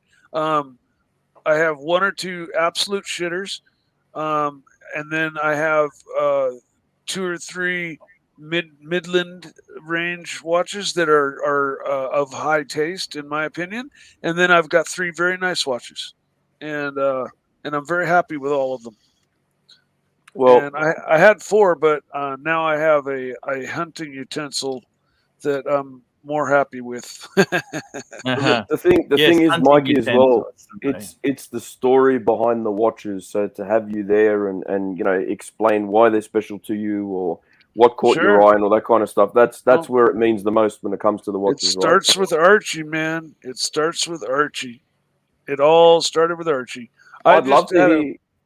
Sorry, go. I'll tell it. I'll tell the story tomorrow. Yeah.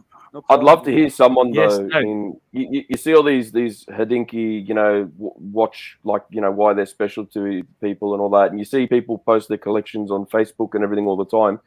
I'd love to, and they tell you why they're special. I'd love someone just to go, yeah, it's special to me because it's a fucking hype piece and it's one of those circle jerk ones, and I just bought it for that reason to look good. I'd love just for some honesty once, just for someone to say that, yeah, just one. This was a photo I found the other day. I thought, I haven't seen this. This was Plastic used to like when I put the little toys behind it, like the aeroplanes and the bus, and little touch. I was playing, and I remember this photo here. This photo was from a number of years ago. Venetian cedar. Venetian cedar. Here we go. Venetian cedar, $5. AC3 chin up. 10 things tend to fall into place. You've got great support like Mike, etc. Timely, you're killing it. There we go. Look at that. Thank I you agree. very much. And just, I've spoken with Phoenician Cedar on the phone. Absolute gentleman. Great guy, Phoenician Great guy. Cedar. I tell you what, I really, this photo here, that was my 40mm Explorer 2. My Reverso's there. Speedy. Now, that's not the Speedy that I had. That was a previous, that's two Speedies ago. But I got to tell you, one thing that I really loved there was that IWC. You know, the IWC. You were saying that. Yeah. It's like, that's a very top-heavy watch. It was a really expensive watch. IWC marketed this as a really high grade. Yeah, the one in the middle there. Yeah, and that's not a bad-looking IWC. I actually kind of like that, and that's the. I gotta say, it was really. It had this was IWC.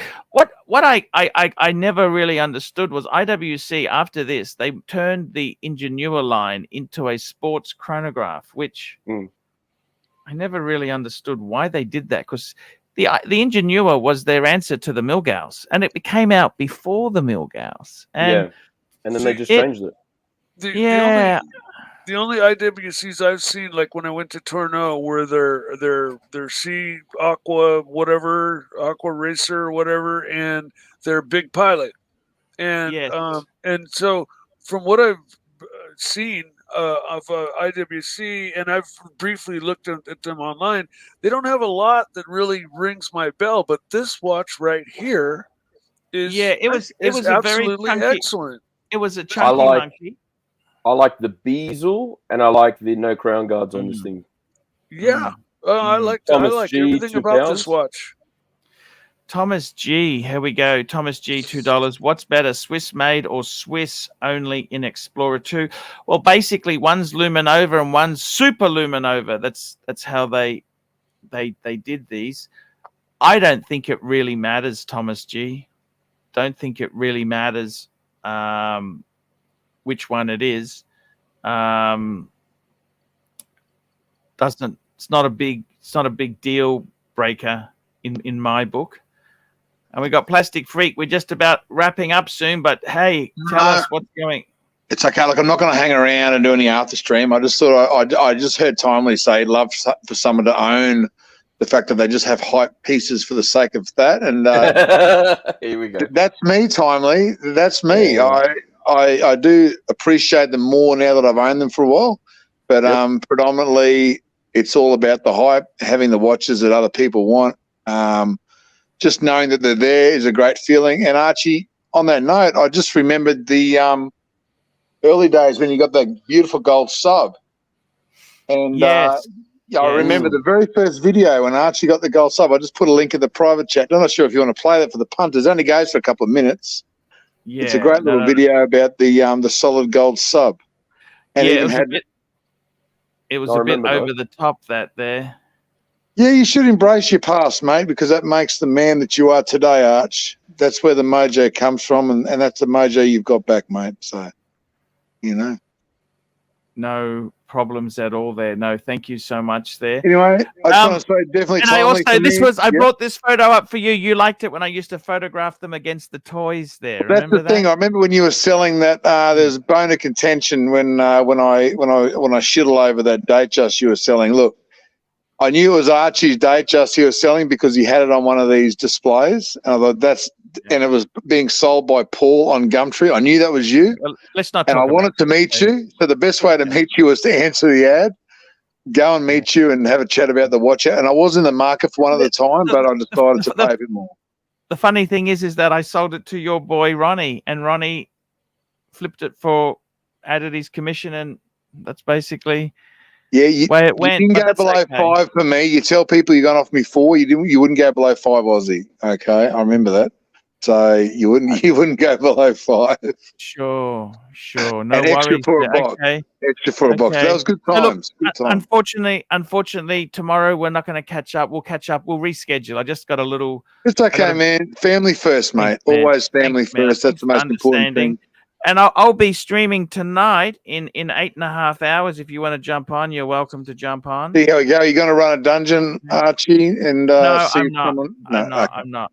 I'm not. We're giving the link to JJ tonight. That's always what we do for Sunday Fun Day. And All right, great show today, guys. It was really enjoyable when I popped in and had a look, and I thought it was good. Thanks, Plastic. And just Forbin Colossus says 3227 engine new, approximately 6,000 US in mint condition. Yeah, I think that's pretty damn good. These were really expensive. They were marketed slightly more than the Sea Dweller, and they were trying to sell them as a AP grade, Audemars Piguet grade type watch. And was it the integrated bracelet, Archie? Was it the same was it Gentra design? Did he do the same for the IWC or not? Yeah, this is the model which is kind of famous with that. That they're I just loved it. It was a great piece, good chunky monkey, and hey, what else can you say there? Okay, guys, we'll be back tomorrow. I'm just going to, if you just want to hang on, Timely, I'm just going to run the outro, and we will be back. Great show, tomorrow. guys. I'll be streaming in. See you later, Plastic. I'll be streaming in 8.5 hours on this channel.